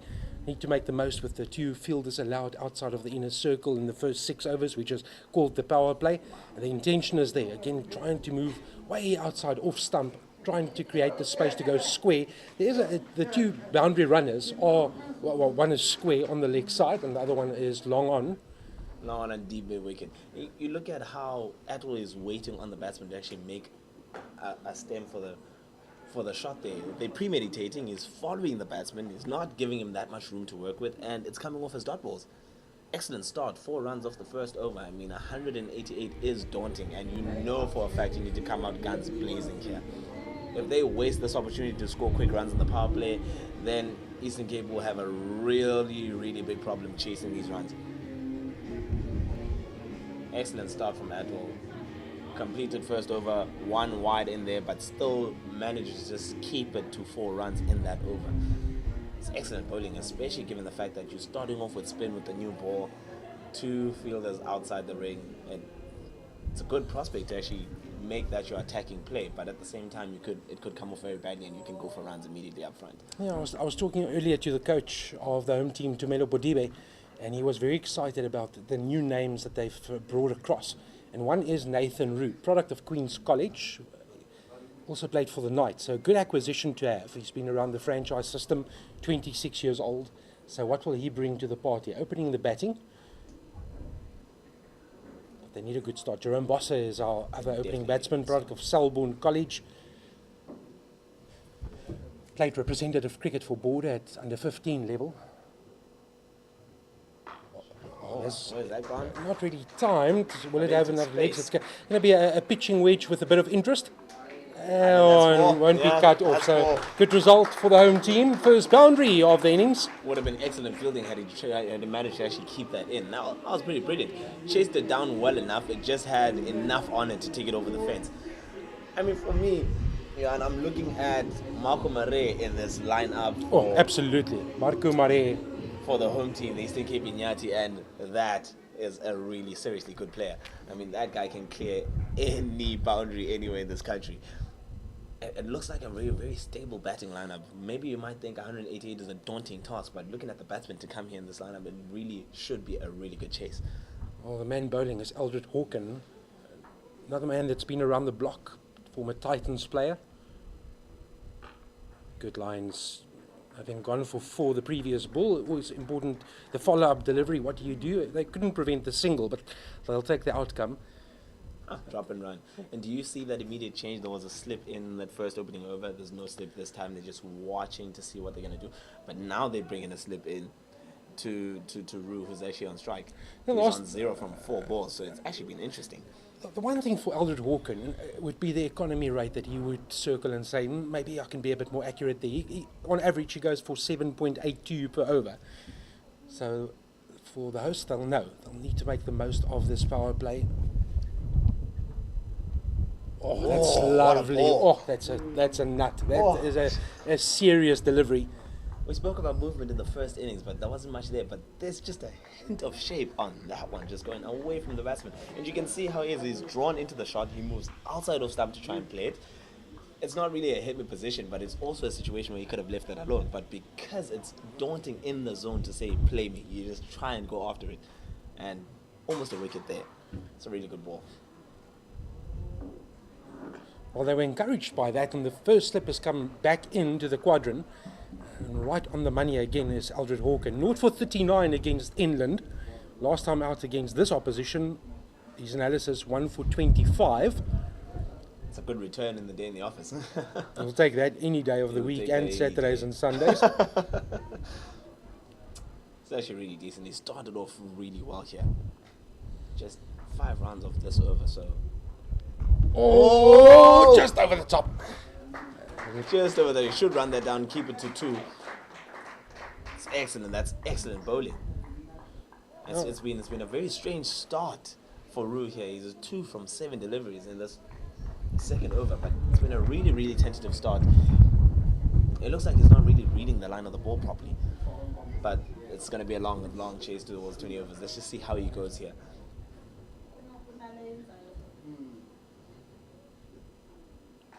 Slightly short. There's protection. Only a single, but the visitors would have taken this start. We saw what happened to pace in the first half of this match. Oh, it absolutely disappeared. Eldred Hawken's first over cost 8.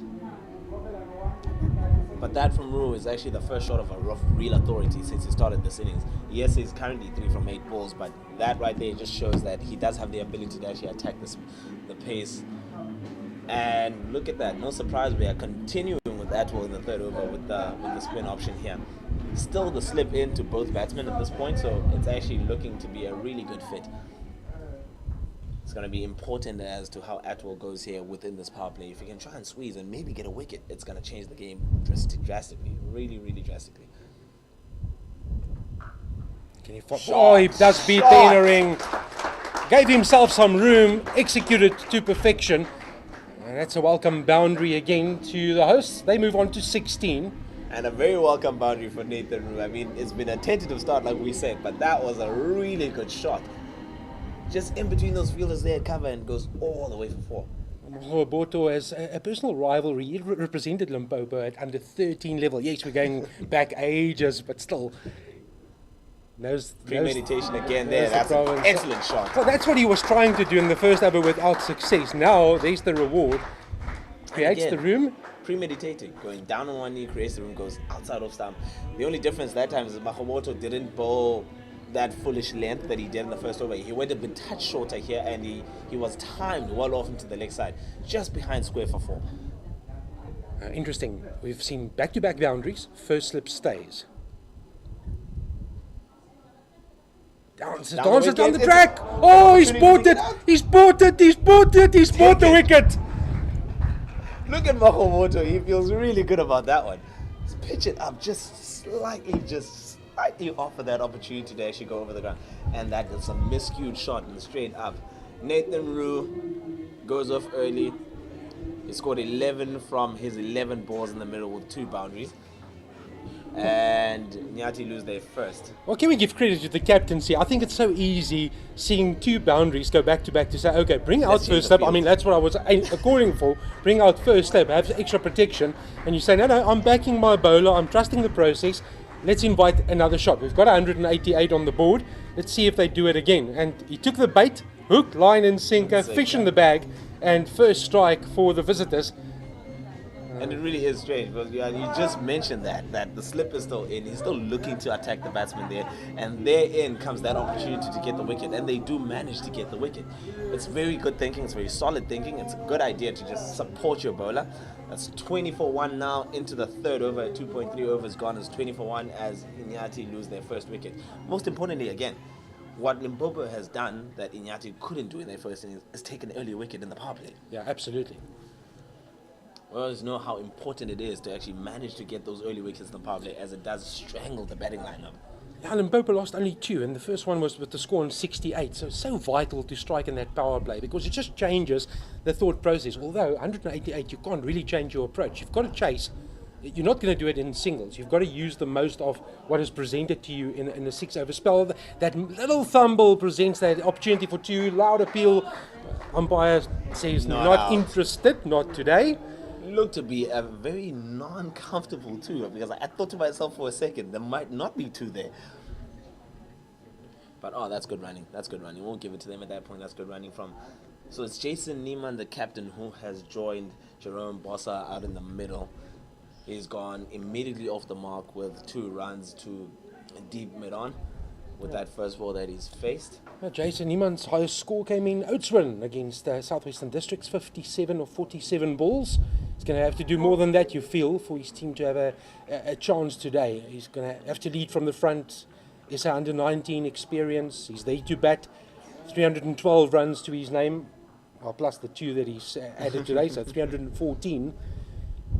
I mean, right now it just feels like Iinyathi needs someone to step up and play a sort of a mirror innings to what Mone Fenter did in that first innings for Impala. It's important that they get a top order batsman set, give them a really, really good platform to launch from. I mean, chasing 188 is never an easy game, especially when you lose early wickets up front.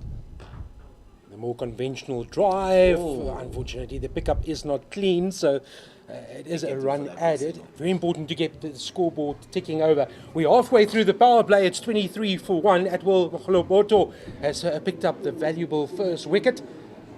Niemand and Bosser joined at the crease. Partnership 3 from 3 balls. It's been a decent start, but they really need to get going here. They really do need to get going. I mean, in comparison at this point, I think after 3 overs, Impala were 29 for naught after that end of that third over.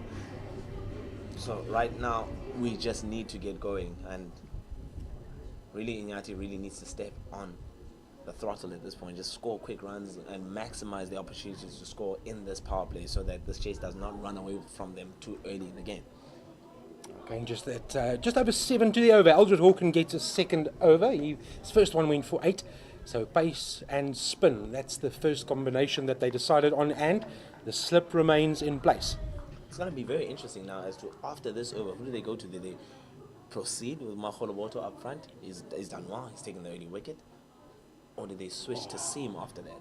It's a really good ball Lovely there, areas. Hawken. Good questions being asked by Eldred Hawken. That's where you want to be, and let's keep knocking on that door. Niemand is new to the crease. 3 from 4. what a second wicket wouldn't do for the confidence of this Limpopo outfit. They were Oh, well yes. beaten by KZN England, a day that they would want to forget, and they've got nothing to talk about in the past, but everything about the present and the now, and they certainly connected to the now. And you must say too, with that game against KZN, nothing really went well for them with the ball, nothing really went well for them with the bat, but they started so well here today. They batted well up front, yes. I mean, amassing 188 runs with just the loss of 2 wickets is pretty special, with an innings of 115 there from one player. It's just really good. Morne Fenter actually did stick his hand up today and carried his team through. But to start this well in the power play, you've only managed so far to give away 24 runs. You've taken a single wicket. We are into the 4th over of the power play. That's really been a really good start. They attempted a flat-batted Fenter type execution, but didn't go too far. So the boundary runners, they've got a third man on the boundary and a mid-wicket I think sweeping. Bossa had an issue picking that one up. There was a bit of a no pace of that delivery, and it was just of a foolish length, and he just couldn't hit it well enough.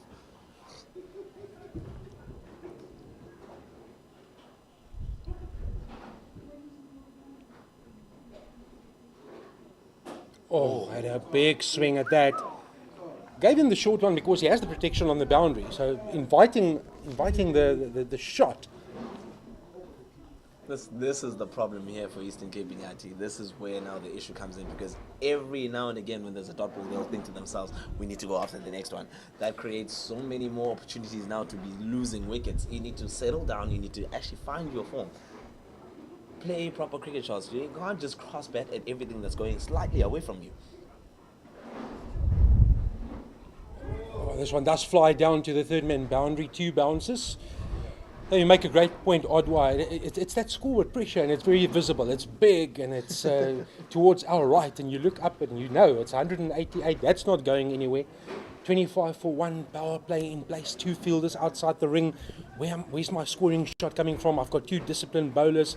I need to manipulate. I need to do something maybe out of character. At this stage, all going according to plan for Limpopo. One ball shy of completing 2 overs is Aldred Hawken. Oh, lovely from Hawken. 2 overs for 10. He's return. He's on the money. Now the question does come, Odwa. Do they proceed? Do they go on? Do they go on with the same tactic? And you check the comparison in bowling now. Iinyathi started off pretty badly with the ball. After 4 overs, the score was 44 for naught. Going at comfortably 11 with the seam up front. Right now, it's 25 for 1 after 4. It's been a very different start, and the comparison is huge here. So the answer to the question that we pose is we rip Mogoloboto out of the attack and a change of approach from Limpopo.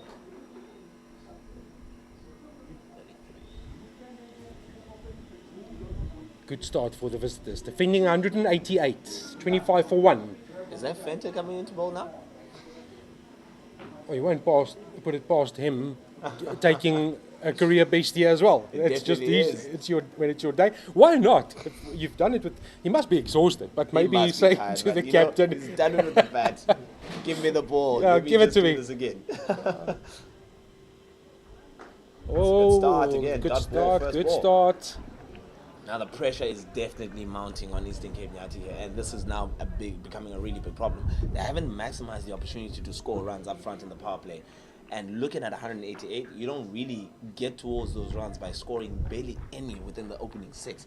It just puts on more pressure into the batting to come. And now each player, should they lose a wicket here, each batsman coming in after that is thinking, I need to go immediately from the first ball. So there's no time to actually play themselves in. It's a bit short, but that's exactly where the field is. Now, I'm looking at Fenter, and he's just, again, with the right hand, just rubbing that hamstring, that right hamstring. Now, stretching out. So the captain say, Morne, this is your day. You're going to bowl. I don't care. Just warm up what you need to warm up. And Morne's going, you know what, captain? Oh, I can do this for you today. There's a couple of things that's not going according to plan. Oh, but they couldn't really afford to lose him this early in this competition. No. Just because of some side strains and other conditions that come with bowling, and the requirement of bowling at this level is actually too harsh on the body. He's played and batted well through the innings. I mean, he was dismissed with 2 balls left to go in 20 overs, so he was just shy of completing. Essentially, he has completed the innings. Now he's bowling again. Probably might be saying, Skip, did you not watch what I did? Were you watching my innings? But when it is your day, it's your day. And who knows, he might actually have a really solid day with the ball here as well. That will change the whole complexion of this game. If Venter were to take a wicket within this over, in this power play, my goodness, he would have had a significant hand, and it's going to change everything right now. But that 115 is very daunting up front. He's bowled 3 balls, he's stretched about 25 times. Now that's to leg side, and it's dropped short as well. It's a freebie, and capitalised on. No second invitation needed by Bossa, who helps himself to 4. You can hear the home support coming alive with that shot. I mean, it's been quiet. It's been quiet. There's been barely any boundaries that have come alongside for Iinyathi. They've been going at singles here and there, but that is a much welcome boundary, and they need more of those. If they really need to stay into this chase, they really need more of those. It's a good shot behind square there for 4. Yeah, you still have to put it away. You can get the delivery, but you still have to execute. Absolutely. Again, almighty heave time across that the one is in the line. gap. Yeah, it's going to work out. We won't have enough legs to reach the fence. It It does. does. Commentators just proving me wrong. So quick outfield. It really is a quick outfield here, and it's not something that you can really be saying that you're not used to at Buffalo Park. I mean, the grass is cut really short. It's a really fast-paced outfield. You thought at first that was a mistimed shot, and again in the same position behind square on the leg side. It just goes in between those 2 fielders and doesn't have enough on it to reach the boundary. It's a comfortable 4 again for Bossa, who's actually started well thus far, 17 of 11 balls. Let's just see how this innings now progresses going forward. Oh, yes, he's just taken the bait. He's dropped it. He's dropped it, and it it's went gone for for 6. That's the salt on the wound. Oh, my goodness. When he hit it, you saw the man getting under the ball. He was getting ready to take it. He actually was in a really, really good position to take it, and he's fisted that over the fence for 6. Wow. Oh, I don't think we're going to see Venter back. 1 over for 16, purely based on the innings that he played. His body was obviously taking a bit of strain. Hamstring, he's feeling it. 1 over costing 16. It's a pressure release at the right time for the hosts. So I don't think we're going to see him back today. I don't think they can afford to bring him back after that one. I mean, he looks like he's a bit worn out there. I'd give him the opportunity to just rest up. Yes, right now, that's a comfortable position for him to be fielding at. Fine leg, I believe. But Molefe, with that opportunity to actually take the second wicket in this power play, and he's dropped it and salt into the wound. You mentioned it, Johan, it went for 6. Yeah. My goodness. 41 for cricket. 1 after 5 overs. That You is the can't beauty of this script game. cricket. You can't script this game. That's why we love it. You can't write the script. You can try, but you can't. There's just been too many examples. Just take A.B. de Villiers. Yes. Bowling change again. As Horgan finishes his spell of 2 overs, he's been ripped out of the attack. Don Radebe gets an opportunity. 28 wickets in his career. That's down the leg side, so it won't even generate an appeal from behind. Don Radebe, a bit of history, played representative cricket for Limpopo at under 15 level. He's a 27-year-old. Best analysis of 5 for 25. Against England, he picked up 1 for 24, so he made a good start to the season. Yes, he did. Actually, his bowling action reminds me of this other player who used to play domestic cricket in the Eastern Cape for the Warriors team. Sitembi Lelanga. I used to remember watching him play when I was still stationed in and around that team with the media functionality there. Similar action, but obviously there's a drop of pace in between the 2 bowlers.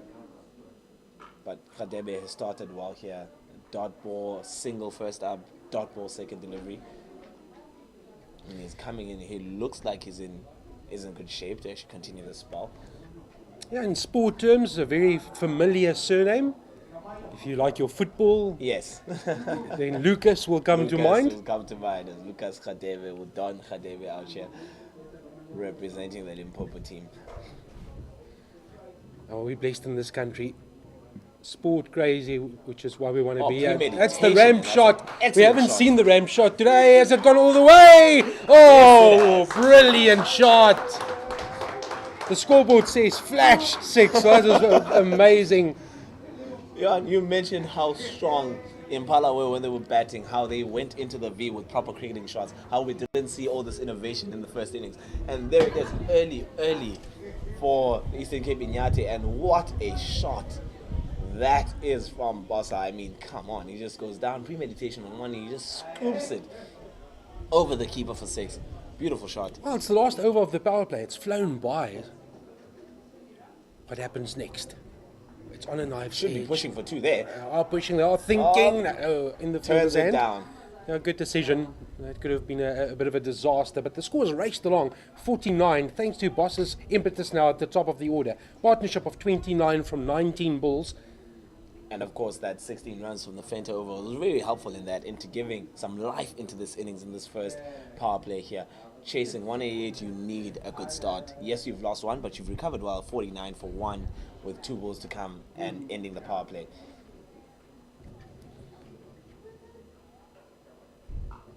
That's good lines. Dot ball. So valuable. 1 ball left of the power play. 49 for 1. Radebe, 5 balls for 7 runs, but he'll take that. He'll take that in the greater scheme of the equation that they need to get to the chase. 189 is where they need to get to if you've just joined us. One innings we were treated to earlier by Venter, but is there a Venter for the Eastern Cape, the men from the Eastern Cape today? They honestly need someone to just step up and shot! Lovely shot! Goodness me, that's a lovely cut through on the offside for 4. And it just beats the man. And look at that, it splices them perfectly right in the middle. That's a lovely cut shot for 4. And that's 50 up at the end of the power play. The perfect way to finish the power play. 53 from 37 balls, 6 fours and 2 sixes. If this is just whetting your appetite, Cricket South Africa and Hollywood Bets are excited to bring you the Hollywood Bets Pro Series Women Professional League, made up of the Hollywood Bets Pro 50 and Hollywood Bets Pro 20, starting Friday, 4 October. For more information, visit www.cricket.co.za. Hashtag it's our time. Hashtag was on our way. Our women have done us proud as well. That series against Pakistan, first game we won by 10 runs, second one we lost. Great character shown in that third game. Sunay Lees, player of the series. Oh, she's had an excellent year. Coming from positions where she looked like she could have been dropped out of the team because of some minor ill performances here and there, but she's done well for herself to get herself back into that position of scoring runs for the team. And she's done really well. You make a very fair point there. I'm glad that she's bowling again. It offers her game so much more dynamic because now she can offer the team more with the bat and with the ball. Change of bowling again. Oh, he's got him, first ball. Bowled. Oh. Molefe, first ball and into the stumps to go. He's bowled. Oh, that's a big blow. Molefe comes on, strikes first up. And that is... Bossa is making his way. Bossa can only look skywards. He saw it. It was there for the taking. They need to go. They need to get 189. But this one was just flighted up. Good areas. Missed it. You miss. I hit. I hit. It actually just offered him that opportunity here. It was basically a hit mid-delivery. I mean, if he misses that, that's out of the middle of the bat. We know for a fact we'll probably be finding it on the road on the other side of the stadium. But today is just with the Impala today, and that's a good wicket to take. First ball outside of the power play. Now the pressure is on. Absolutely. Now the pressure is on. Great story about Molefe, who's bowling at the moment. He's 24 years old, from Orange Farm. But listen to this. He made his T20 debut playing for Gauteng against a Zimbabwe select team in Oudtshoorn on the 14th of September 2018. That team had Themba Bavuma in it, Vian Mulder, Nandre Burger, Mangaliso Mosetle, who was the captain, and Delano Potgieter, just to name a few. That was his debut. Wow. And here he is in East London, first up, gets a wicket. I mean, I wouldn't mind making a debut with a squad like That's that. amazing. On that day, we being South Africa, or Gauteng, only had to chase 48 to win, and they did that in 7.4 overs. So it was a great day at the office. It was a great day in the office. You just bowl a team out for less than 50 runs, and then you come in and you just make light work of the chase. It just gives you all that confidence, and it boosts on how you play your game. And I mean, Molefe would have had a great day out in the office that day as well, because I mean, he would have bowled in that situation. Well, I'm going to give you another stat. He's now taken a wicket in each of his last 5 T20 matches. So at least one per match. He's the guy to make the change whenever he comes in, he does offer his team that much of a different situation. And that was some good turn there against Murray. That's the conventional approach. Marco Murray being the batsman that's out there now, with his captain Jason Niemand. I mean, 188 to chase. We are 54 for 2 into the second innings. This is now 3 balls away from completing the 7th over. You've got to say he holds one of the keys here, Marco Murray. He absolutely does. I mean, with the wealth of experience he has, because he has played in Warriors Cricket Division. He's played. I remember the first initiation of the Mzansi Super League in 2018. He was quite a wonder to watch there. He took the ball absolutely everywhere at St. George's Park.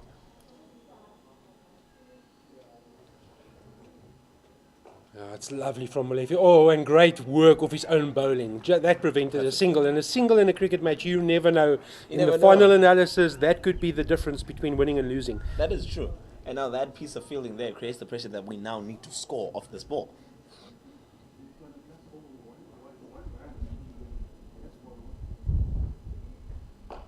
Does it again. Oh, Molefe, what an over. Only conceded 1 run, took a wicket.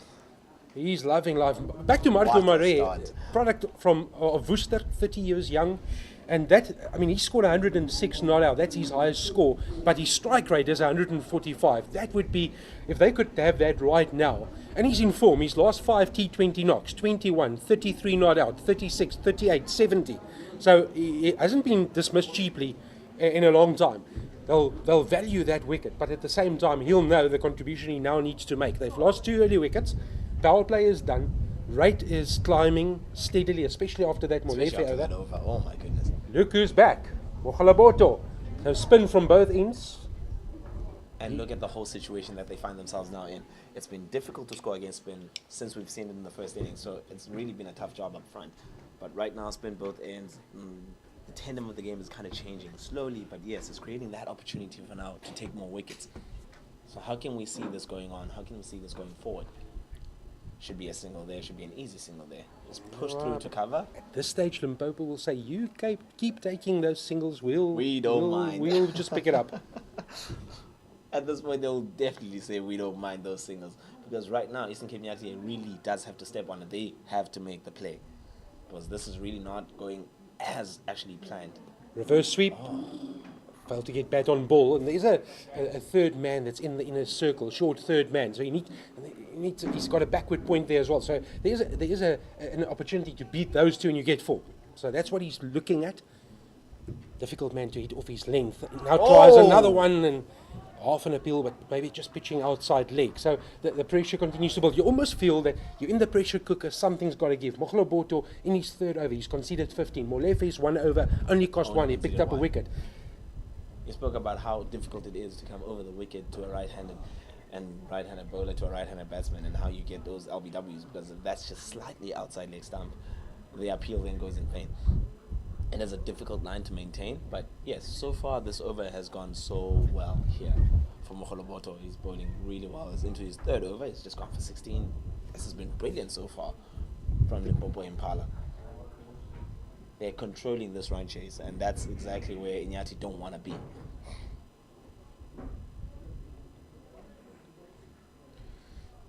This is the desired result. Limpopo just continuing to squeeze tighter and tighter and tighter, and that scoreboard becoming more intimidating. 1 ball shy of completing 8 overs, 57 for 2. Maria Niemand at the crease.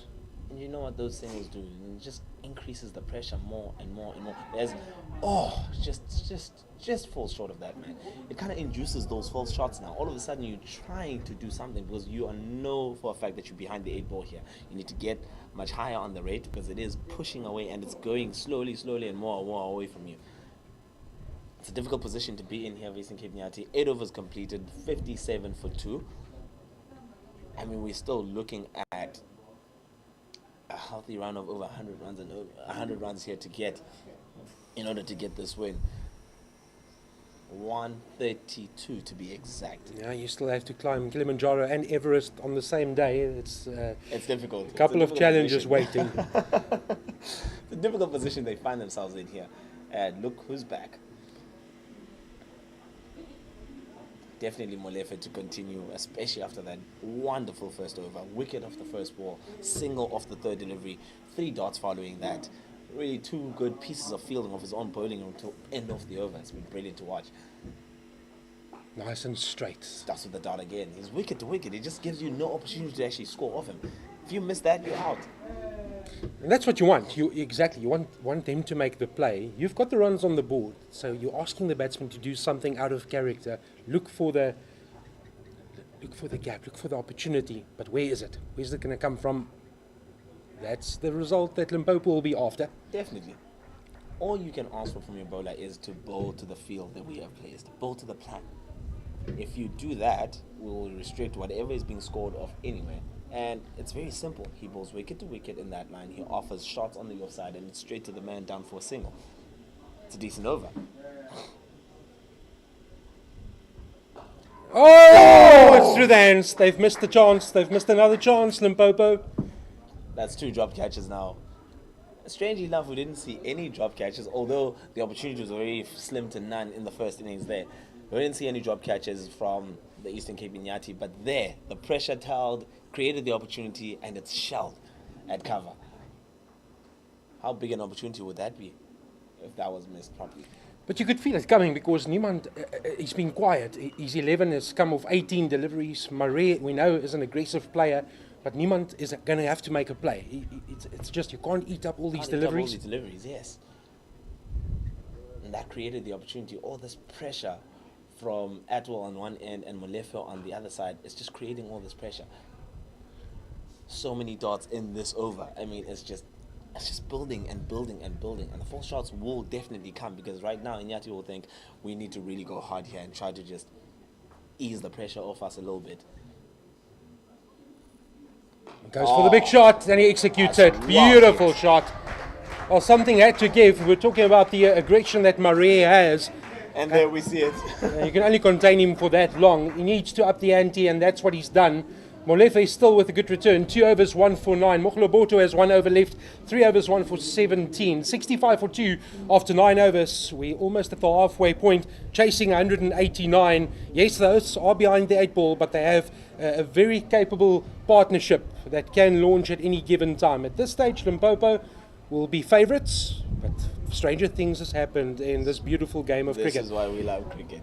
Now, our Proteas women will take on England women this coming summer for 3 T20 international matches, 3 one-day international matches, Black Day on Sunday, 8 December, and 1 test match from the 15th to the 18th of December. Visit www.cricket.co.za for more information and for your tickets. Hashtag Wars on Our Way, hashtag be part of it. In that last ball, I think Molefe was very unhappy with that last ball in the previous over. He just walked away, just kind of smashing his hands together, thinking it was a bit too full.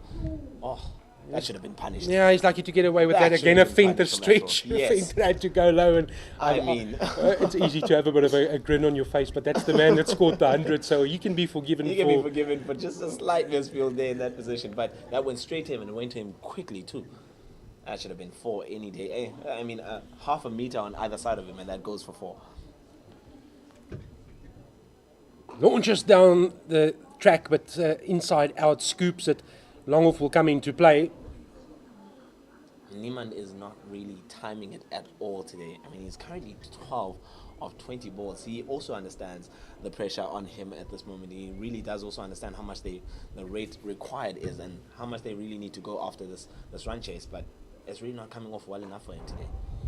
No, he's now in a difficult position. He has to think about the team dynamics. What's after him, and if it's not your day, well, then launch. Then go and say, if I manage to pull a couple off, then great. If not, then the next batter can come in. But I need to up my rate. And you know, and it only takes those 2 or 3 balls to actually get going in a 4 innings. He hits one, it goes for 4. He hits another, it goes for 6, and all of a sudden, that's his launching pad, and then the innings just comes together nicely. 2 very good time deliveries, and it's just gone. Fenter goes down again, as you've mentioned it. He's stretching again, as we can see, and I think maybe this will be an opportunity to take drinks. Yeah, I'm sorry, you have to feel sorry for him, and probably a change needed, someone to come and field in his place. He was there for the entire batting innings, or just short of the entire innings. Played his hand, bowled an over that cost 16 in a chase that stands at 188, the score being 66 for 2, so maybe just a time for Venter to have a breather, just go and get hydrated, get some medical attention. I think that's a good decision. Just get him off field. I mean, just get your 12 men in there to field. I mean, he's feeling the cramp. He's batted a while today. He's batted for long. He ran too strongly. He ran. I think there was an opportunity that he turned down 3 runs, but he's been running well between the wickets all afternoon, and he's been in good positions. Scored a wonderful century, and I think, yeah, just that little bit of cramp just offers him that opportunity to just go off the field and then have the 12th man come in to replace him here to field for the duration of this innings. We don't know if maybe he's going to stay off field for the duration of the innings, but we'll see. Maybe he'll then come back a couple overs later from now. But 9.3 overs completed, 66 for 2.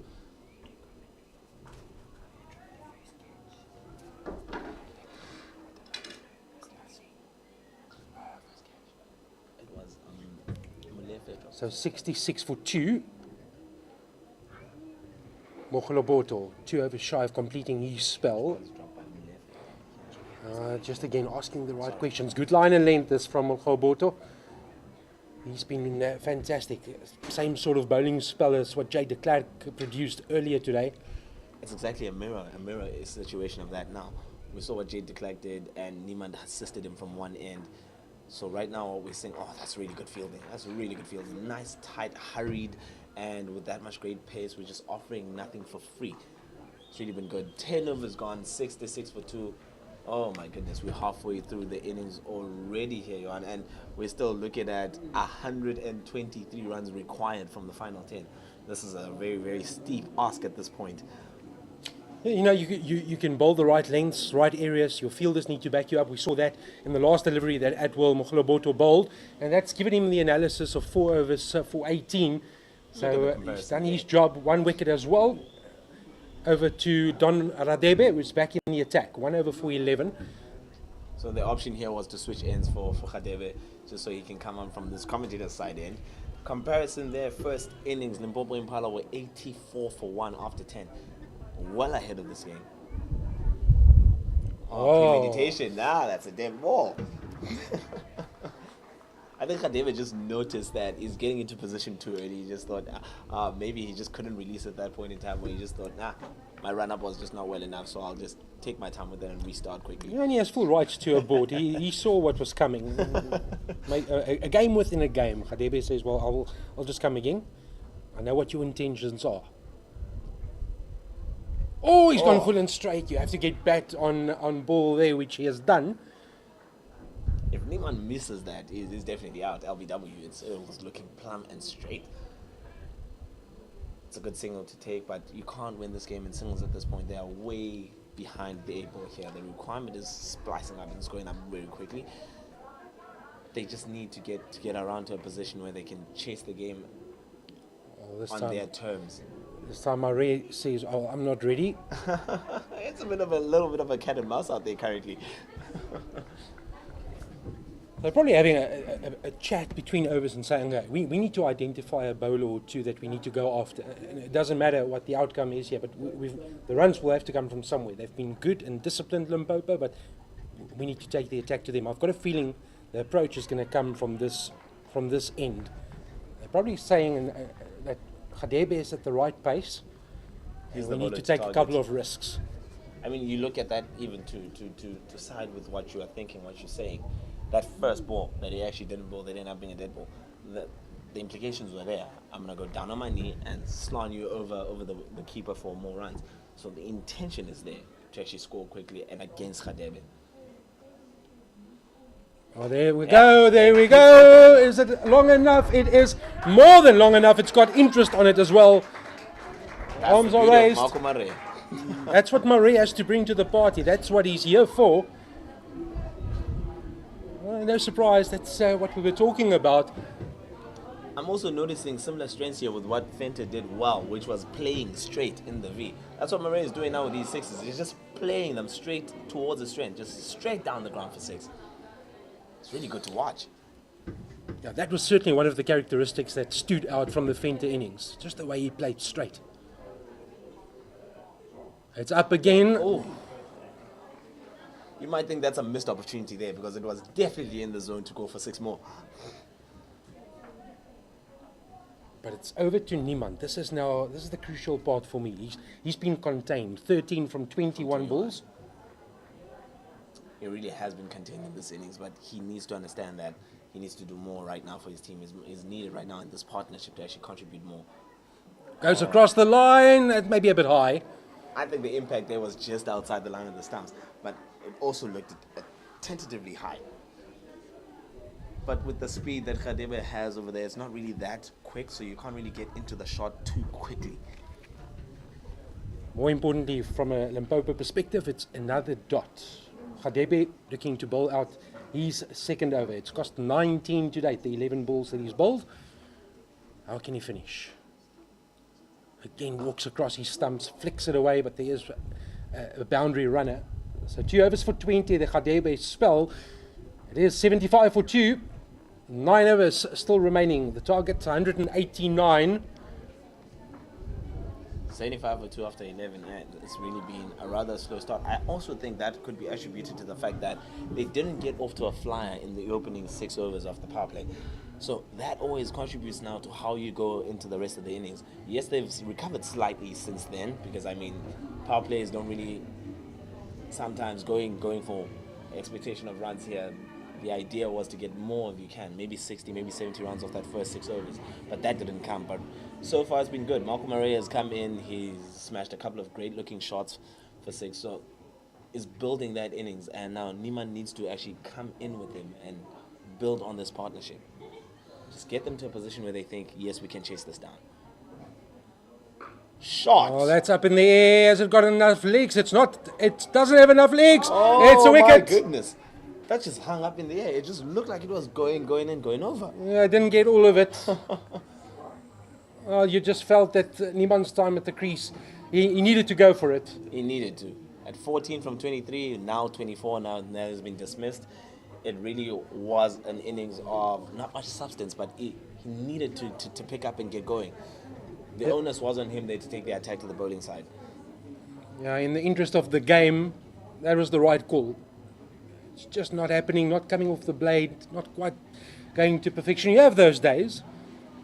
I'm surprised about where that ball actually landed. You know, after he hit it, you'd think it actually it's going all the way, and then it just flew and just stuck in the air a little bit, and then you saw how the catcher just came in now prominently after looking at the ball, not moving at first. You really thought it was going over his head, and then he had to come in to actually make the catch. Wow.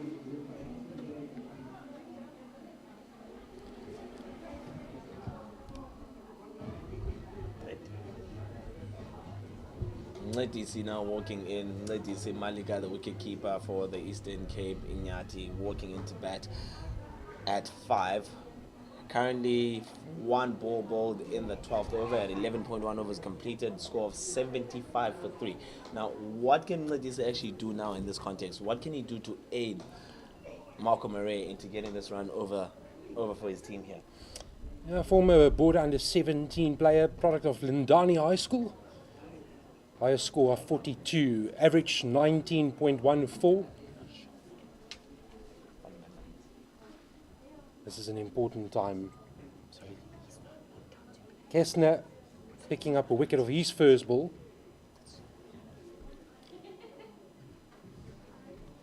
$75 for 3.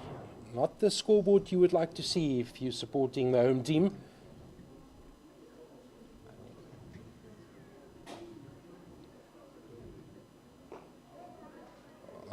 They've just been superb. For me, bar the 2 drop catches.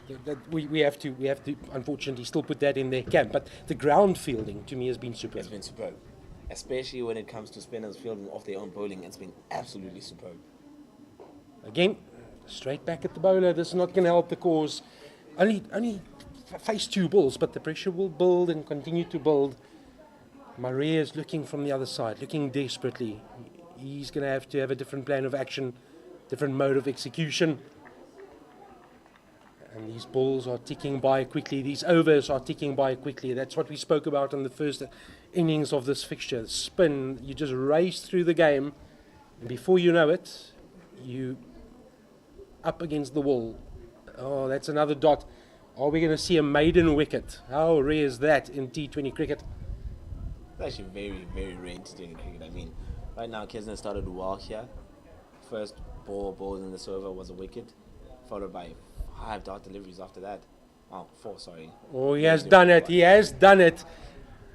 That's like taking a hat-trick, scoring a 50, scoring 100. It's as valuable. Bowling a maiden wicket in a T20 fixture. You can get high fives, low fives, baby fives.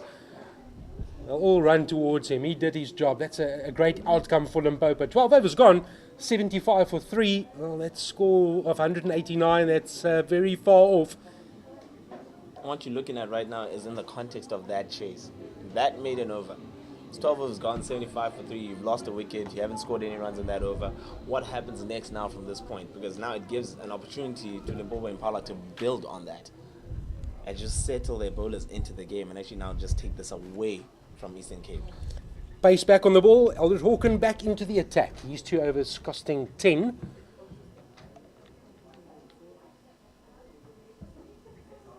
You just feel if there's any chance for the hosts, the man on strike has to present some big ones.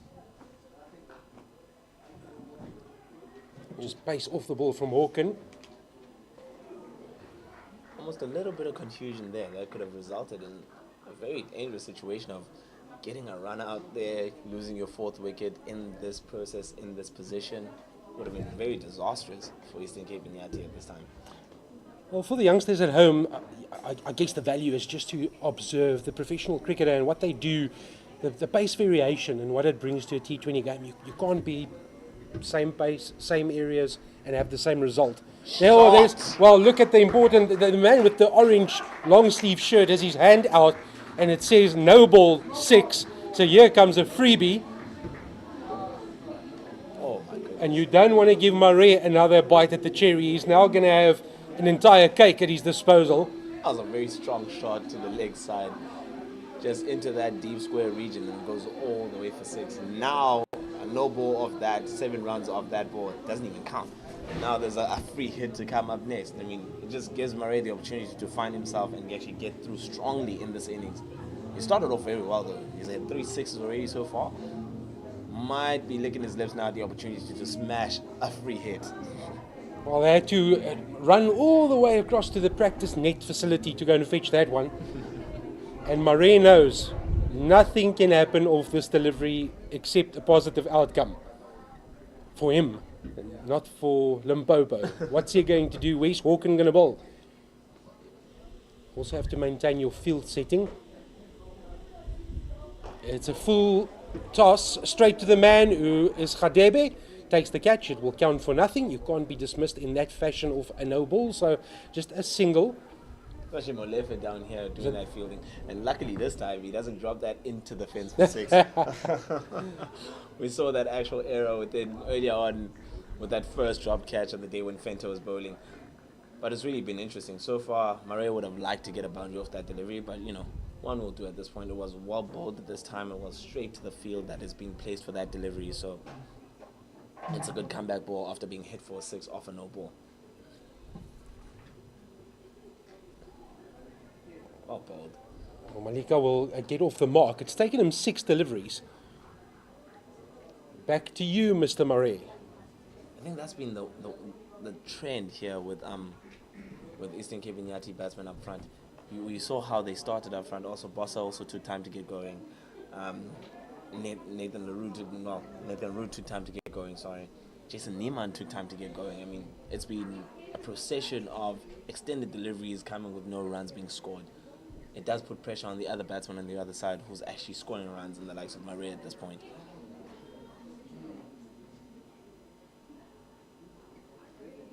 Oh, Murray gets a full one. He doesn't time that at all. I saw him shake his hand there a little bit. Did that actually come off his bat or his glove? Maybe the vibration just didn't time it well enough high on the bat. It was really quite high on the bat, and that's why he actually got no distance on it and didn't really carry to the fielder outside, way at the end of the boundary line. Much better from Hawken. Well, Malika, the big thing for him now is just get off strike. That's all you need to do for now. Get yourself in by getting off strike. Don't go for the big shots. Murray is there. He's set Give him as much of the strike as possible. We were talking about the importance of retaining strike in the first innings, taking your singles when they're there. That's exactly what's not happening now with this innings from Eastern Cape Iinyathi. They're chowing up too many dot deliveries before they get a single off in order to rotate strike a bit more. Excellent result for Limpopo. Hawken has completed 3 overs. It's cost 21, 86 for 3 after 13. And more importantly for the Limpopo Impalas, they have Malika on strike. He has 2 to his name of 8. Marais, he can't wait to cut loose. Can they rotate the strike? That's the big question. And right now, Malika is on strike for the first ball of the next over. He needs to get that single off immediately. And we must say, after Hawken bowled a no ball that went for 6, it really was a good comeback to finish off that over. Yeah, absolutely. Protected well, having made the mistake. Rectified that. 7 overs remaining. Still more than 100 runs to get over the line. 7 wickets in hand. Malika on strike. He's made a tough start to his innings. Goes on the sweep. Oh, that would have been a miraculous catch, but not even a dive out. He'll get the 4. The sweep, conventional sweep, finally brings a boundary from the left-hander. It all counts, and it's valuable runs at this stage. Score moves on to 90. Also the first runs from Kessner. Bowled a maiden wicket up front. This is his second over. Spoke about the importance of singles, and Malika just said, you know what, nah, I'll take a boundary there. That's good. Rotate strike immediately after that 4 from the first ball.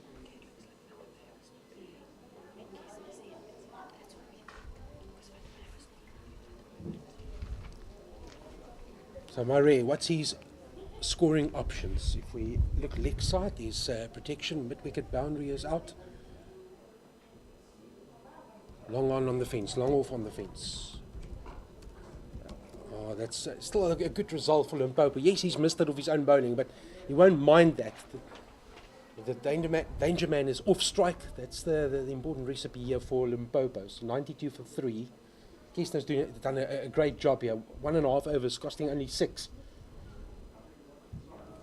It's a really, really good situation so far. I mean, three balls bowled. There's a boundary included in that 6 runs. I mean, coming off from a maiden wicket over the first over from Kessner, it's really good. It's a good start. Oh, big sweep again from the left-hander, Malika. No contact. Marais has the one hand on the hip on the other side. He's also looking around the field, thinking, do I go? I need to go, and I need to go big. He's probably thinking, what can Malika do here to get me on strike? He can do the reverse sweep as the answer, and he'll get 4. There we go, young man. That's what you want to do. Brilliantly timed, brilliantly executed. What a good shot. There's a bit of premeditation there as well. I mean, but wow, what timing. It just comes off the bat very sweetly. It's an excellent shot, excellent shot.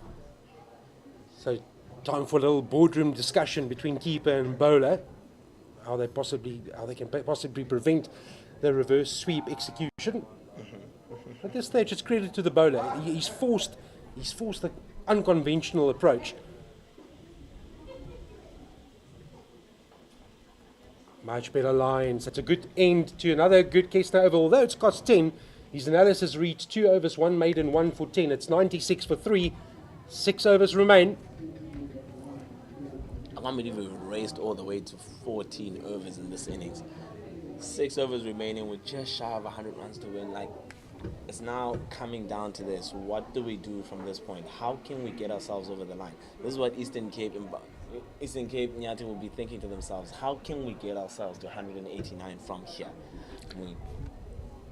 Our Proteas men will be taking on the current ICC T20 Men's World Cup champions India in November for a thrilling T20 international series. Visit www.cricket.co.za for your tickets. Hashtag was on our way. Hashtag be part of it. What an international season to look forward to. And also domestically. So much cricket to come. So much cricket to be played this season. Oh, and this is coming towards us. Oh, brilliant shot. Oh, it's literally... It almost jumped into our commentary position. The crowd had to move. Well done to the youngsters. They had to move. and they had to move quickly. He That just was made it fine. out of the way. How did that not break a window? He just made it out of the way. I think the home supporters are loving that. What a shot from Marco Mare. And that brings up the 100 for Eastern Cape Iinyathi. 102 from 87 balls with 8 fours and 6 sixes.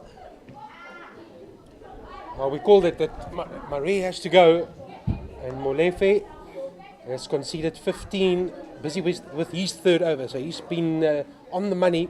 He's forcing Marie's hand, but plenty more needed from that Marie bat. Goes again. Will he get there? He's not there! Molefe strikes again. It's the big one. It's the prize scalp of Marie. He walks back. Is that the game? Oh, at this moment in well, it could be the game. Good catch, good plan to bowl. He just put it in a bit shorter. And it kind of squeezed Murray for space because he went leg side. That was a bit closer to him. It was tighter on his legs. And then he just finds mid-wicket straight down his throat. He doesn't really have to do much. He just comes in and takes a simple catch. And that's wicket number 4. Down for Eastern Cape Iinyathi, and that could well truly be the game. Murray dismissed for 32 of 24 balls, 4 sixes in that innings, no fours whatsoever. What do you think about that, Jan? Well, it's a typical Murray innings, I guess. Four sixes and no fours. Strike rate normally at 145. 32 from 24 deliveries, 12. Close as we can get here. 12 runs and 2 balls. What a start! What a start! It's Eclipse Malika right now, who's still trotting at 11 from 15 with 13 from 3 balls. What a start to the innings here from Cleves. Oh, let's just put some new life into this game. This is what we need. Cleves, can he go 3 from 3? Again, the space is given. It's chopped away for 4. This is some remarkable batting. Brilliant batting from Cleves. Christopher Cleves, come at the hour, come at the man. This is some really, really good batting. I mean, he gives himself room by just stepping across the stumps a little bit. He opens up the offside even more. And then he just carves that over cover for 4. It's just there where cover point would be, in and around that region. He knows exactly how the field is set up, and he knows where the spaces are, and he just gets the ball into the right position to go for 4.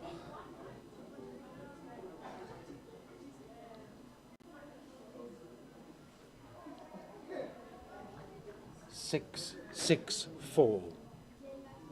What a start.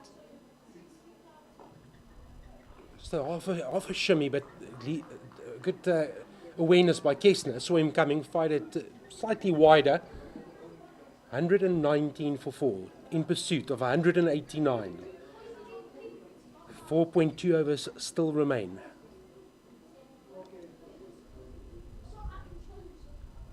Cleves wanted some more width, but he's going to think too. Malika's pushing hard. He'll come back to the danger end. They're throwing to the Cleves end, but 2 more in the bag. Good running. Very good running. Very good running. 121 for 4. Kessner has a ball to go. It's been a pretty expensive over if you look at the context of things here. 6-6-4.2. I mean, yeah, it's put some impetus into this innings a little bit. Cleves has just come out and said, game on. Oh, that's well bowled. And that the end of a very productive over for the host. 121 for 4. That's after 16. Kessner's figure somewhat spoiled. 3 overs for 28. After 1 over, he had not conceded anything. And then a 10 and an 18. First Murray, now Cleves. The aggressors for the home team.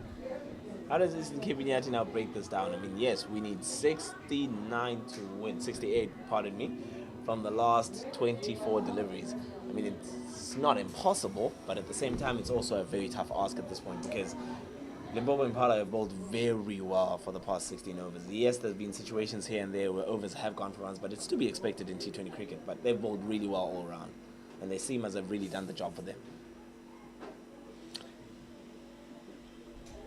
Looks like Molefe will come in to finish his spell. Yeah, so Molefe, 3 overs, 2 for 16. To go back to your point, I guess now the approach will be Cleves and Malika will say, both of us need to go. It can't come from one end. Mm-hmm. If you go in the cause, if you fall in the cause, so be it. But it's got to come from both ends now, from both batters. And that's what happens. Goes on the sweep. Has it got enough legs to reach the fielder? It's career best figures for Molefe. It feels as if every time Limpopo Impalas is needed to break a partnership, Molefe comes in and he delivers. First ball of the first over he's bowled. No wickets in the second over. A big wicket of Murray in his third over. And then here it is again today. In the fourth over, in his final over of his spell, he gets the wicket off Iinyathi as he walks off the park. Yes, it's been a pretty stop-started innings. 11 runs from 16 balls, but he needed to go there. You can't leave it to Gleaves to actually just go for runs on the other end. He needed to score from his end as well, but unfortunately, that's found the fielder in the deep and he's dismissed. Finder with the bat, Molefe with the ball. Limpopo has certainly shown up and put the misery of their first outing well and truly behind them, and they're on course to produce a big win this afternoon in East London. Leaves are still there and he'll say, hold on Johan, hold on, this is not over. She might be warming up her voice, but she ain't singing yet. That's actually really good.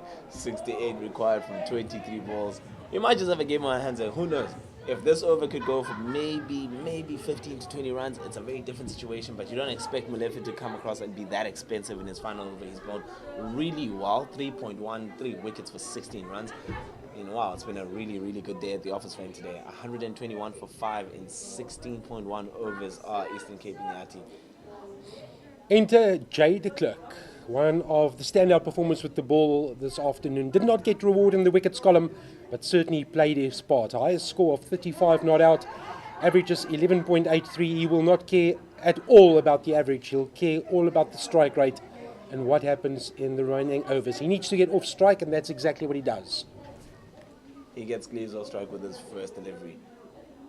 It's important at this stage now that they understand how important it is to rotate strike, to rotate strike to the batsman that's actually timing the ball really well and is hitting it really well.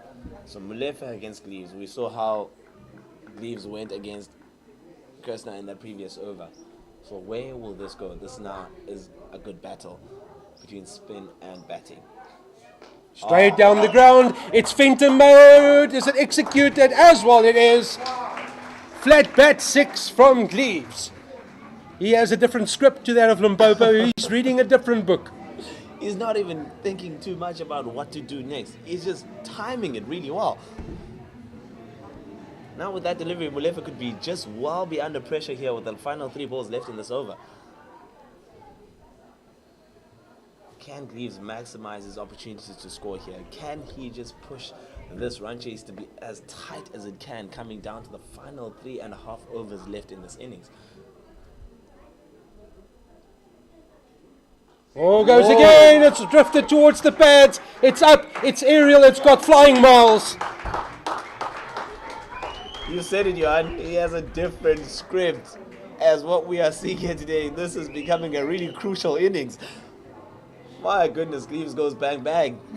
You can understand why Tumelo Bodibe and Rowan Richards were excited when I spoke to them earlier. They said they're very happy to have Gleaves here with them. And it's showing exactly why. That's the coaching setup for the Eastern Cape Iinyathi. And here he is, repaying the faith and putting balls all over the park, everywhere. He's giving all the kids an opportunity to pick them up. 31 runs, 9 balls, 4 sixes and 1 4. I mean, goodness me, this has been a game-changing innings. But they need a lot more. They need a lot more than that at this point. They need to continue at this very vein. And Gleaves needs to stay in until the very end here if Eastern Cape Iinyathi are to have a chance at winning this game.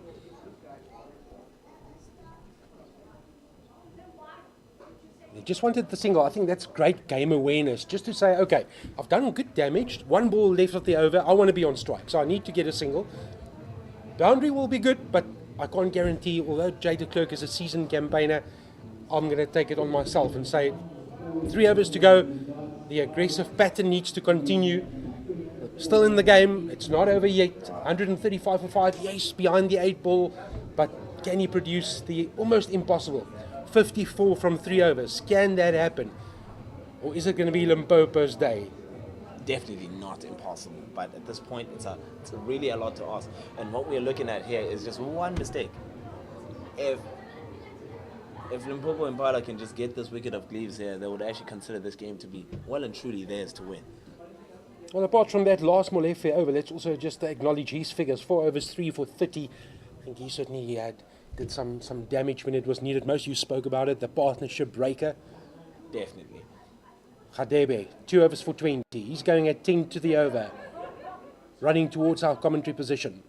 Cleaves on strike, the reverse paddle over the top, and will be 4. Cleaves is playing a totally different game here today. Yes, we need 54. Yes, it's only 18 balls, but guess what? We can actually do it. That's a great shot. Reverse first ball, premeditation is there. Was offered the length and the width there by Khadebe, and he just plugs it for 4. Should we come up with our own campaign? Gleaves believes. He knows full well that as long as he's still out there, there's a chance here to actually complete and win this game for his team.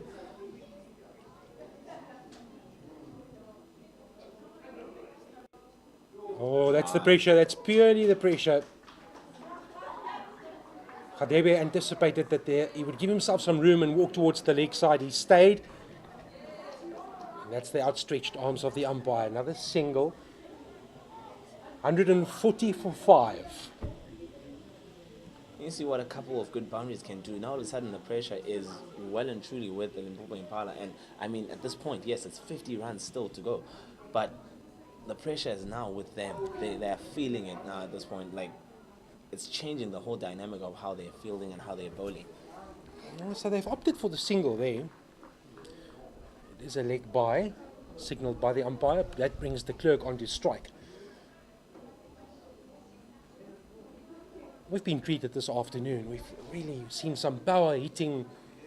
It's just so great to sit here and appreciate domestic cricket and where we are at. That's true. I actually do agree with you on that sentiment. And we've seen some proper cricket shots too for all of these power strokes that we've seen. We've seen proper cricket shots. We've seen so many runs scored straight, which is something that has really gone away from the T20 game. Most of the time you see runs being scored square on the leg side. It's known to be a power shot to actually always hit it square on the leg side. But playing straight and hitting your sixes directly in the V is just great to witness. I was talking to Gordon Parsons earlier, coach of the Limpopo team, and he said this. The fact that he has a team, I'll get back to my point, that's straight to the man. On a different day, either side of him, it goes for 4. It's been Limpopo's day in that department. But getting back to Gordon Parsons, he was talking about the impact of what this team can have in the community and how it can inspire youngsters watching this broadcast, sitting at home in school holiday saying, there is a system for me, there is a way for me to live out my passion. I can come through these ranks. I can play at one of the iconic venues in South African cricket. And that's the beauty of what we have in front of us. Really privileged to be part of this wonderful competition, our domestic cricket structure, club cricket starting off as well. Yes, definitely. It's just now it's a wave of opportunity that actually goes out to anyone who's actually well within our realm of the sport. And there's different situations now where you can find yourself, I can live out my dreams playing the game that I love. And now there's more options for you to do that. And it's actually been pretty good. And what this offers now in us commenting this full view of these games, it just gives everybody that opportunity to be part of the domestic setup in this country.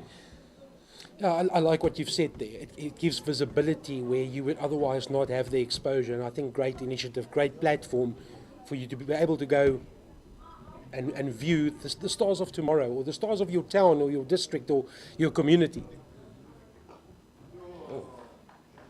Great bowling from Khadebe. Yeah, absolutely. You must compliment him, especially the way he started against the way he finished. And it's a journey. It's not a sprint, and he finished strongly. So it's 3 overs for 27, Khadebe's analysis. Running out of time, I guess. This little Gleaves cameo came a bit late in the context of what they were chasing, and I mean, taking nothing away from that brilliant feint at Innings. That's going to stand out, and that's going to be the difference. Along with a bit of Molefe magic, that's going to be the difference, in my opinion, between these two teams today. 2 overs remaining. Yes, it's not quite over, but you've got to favour the bowling side in this context. Hawken, he's seen it all. He's played in the domestic system for quite some time. Product of Tanin, 35 years old. played for Northerns, played for the Titans, for Northwest, 66 first-class matches. He knows what to do. Albert Essentially, I Hawken. mean, 46, 2 overs. 2 overs. a really tough ask. It's going to be very tough. Oh my goodness. Oh, that's going to be behind smashed square on the left away. side. Yeah, there's no one there. Unlucky for the bowler. It's unconventional again. You can't set fields to that. You really can't. There's absolutely nothing you can do with that one. I mean, it's just one of those shots that it comes off the inside edge of the bat, it goes into that vacant space, and with this lightning quick outfield that goes all the way for 4 very quickly. 42 from 11. So I guess from a Limpopo perspective, you say, how do we get Cleves off strike? Yes. How do we take definitely. away his boundary option and just contain him? Whereas if we get him off strike, we manage the game, we win the game. Just give him a signal somewhere. Goes big again. It will need some running to cut it off. They'll go for 2. Ooh. Massive left arm from the boundary. But they'll take that result. 149 for 5. It's really good fielding from Molefe there. There's always an opportunity for 2 because he still needs to run all the way left to get to the ball and actually then throw it in. But good fielding, good fielding. So for the youngsters doing the maths at home, yes, 10 balls left, 40 to win. They need a boundary a ball. Essentially. And Shot. here's one of them. There we go. That's 1 times 4. 9 more. I actually like how the basis of this now is. Like the requirement is just clear. We just need 9 more 4s. 36 to win from 9 deliveries. My goodness. Gleason is turning this game on its head at this point. You know, it's difficult to do that on online games. Produce 9 4s in a row or 10 4s in a row with the bat.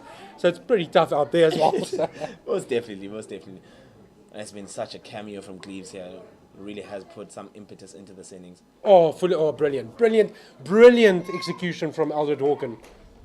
Unless they can cover You can't 6, hit yeah. that. You just cannot hit that. Well, you called Ian. It's difficult. It's difficult. You can't go 9 4s and 9 balls. Now that they've lost that one because that's a dot ball, can they have a 6 somewhere to cover the gap? The difference online, you just press a button. Yeah, you've got to do a lot more. Ooh. This time misses his mark, and he'll travel the distance. 6 more. Well. Whoa.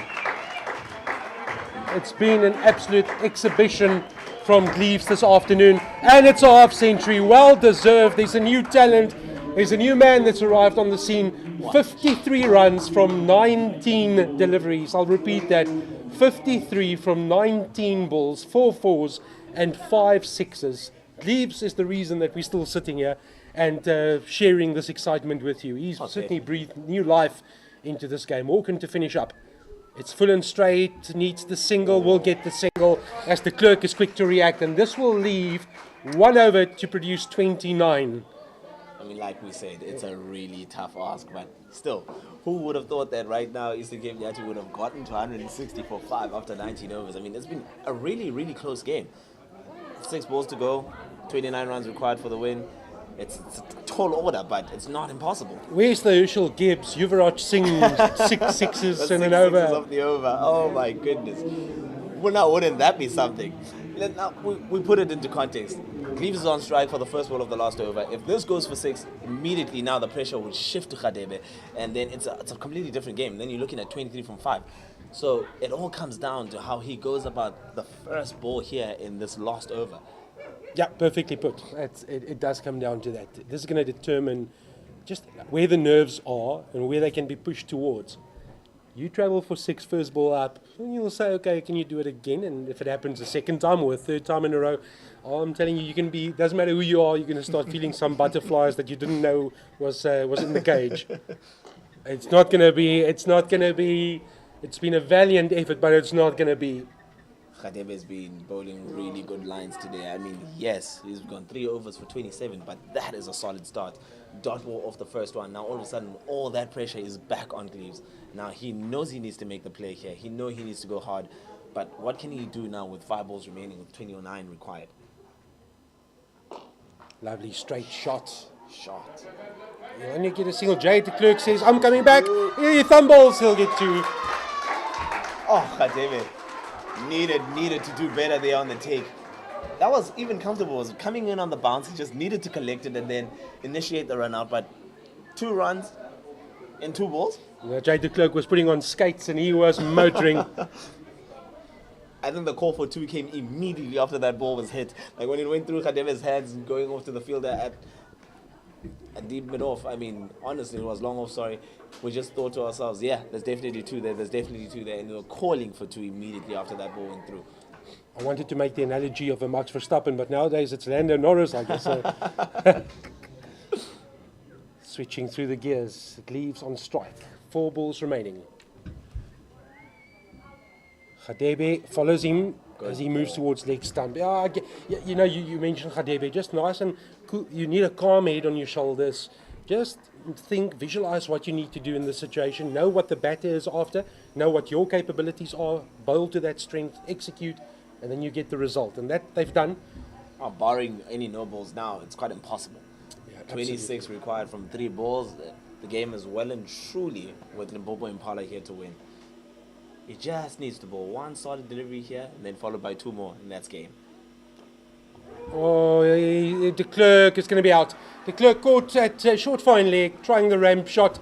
Nothing wrong with the intention, but unfortunately just not getting over that man. So it is a wicket that falls. The most important thing there is that it's a dot ball.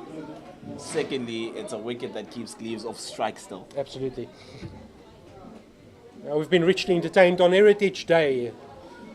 Time for celebration, time for get-togethers, and I hope that you've enjoyed your get-together with us this afternoon. I'm just looking out there, I'm seeing the different body languages and the more positivity that you see from the Limpopo Impala players as they've been going through this innings. They've been upbeat, they've been kind of in it from ball 1. The fielding has been great, the catching has been good, barring those 2 drop catches earlier, but other than that, they've bowled well, they've stuck in the game, they've been present and fielded well. It's just been a collective performance, and with that 115 from Marco Fente in the first innings, wow, that just bolstered everything that they had today, and they've just been on top of this since the end of that first innings.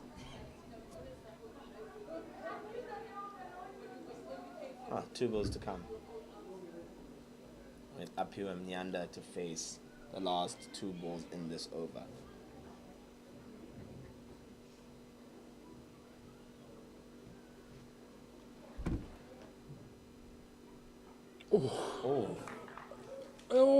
Attempted run out as well. So Leaves will have the opportunity to face up to the last ball of what has been a very entertaining afternoon's cricket. Gordon Parsons said to me before the start, they'll forget the inland game very quickly. They need to go through their process and start again from scratch, and they're going to be on the board after today's result. For Border, their opening, or Eastern Cape, their opening fixture in this competition, a lot to look forward to, a lot to work on. And this man that's going to finish the game with a single, maybe 2, will be one of those highlights. And it will be interesting to see what the coaching staff does from a thinking perspective. What can he bring to the party if he's higher up in the order? Is that one thing that they can take out of today's game? I think the bowling of Jade de Klerk was phenomenal. I think he really tried as well. Very unlucky not to get a wicket. But in the end, the final analysis will read that Limpopo Impala have come to East London and executed their strategies to perfection. They had huge disruption on their way to East London. They couldn't catch their flights. They needed to get onto a bus. Gordon Parsons said to me that was fine. They used it as a team building exercise, and boy did they build some spirit. They got to East London very early this morning. They had breakfast, they went to the nets, they regrouped, they put together a little show, and now they have some dancing moves out onto the field. Fenter was superb. The century that he produced today was world class, backed up in patches by the brilliance. Molefe, I thought, was outstanding. Strategic decisions at the right time, and then Cleves with the final cameo just to keep us on the edge of our seats, to just illustrate what domestic cricket is all about. And if this is what match number 4 brings, I can't wait for the rest. Thank you so much for sharing Heritage Day with us, as Limpopo have a celebratory moment with the crowd that is coming to also support them. It's been an honour to broadcast this game in your company. We look forward to the rest of the season, not just domestically but internationally as well. From myself and Odwa, blessings, enjoy the rest of your day, and we'll catch up with you at a cricket field again soon.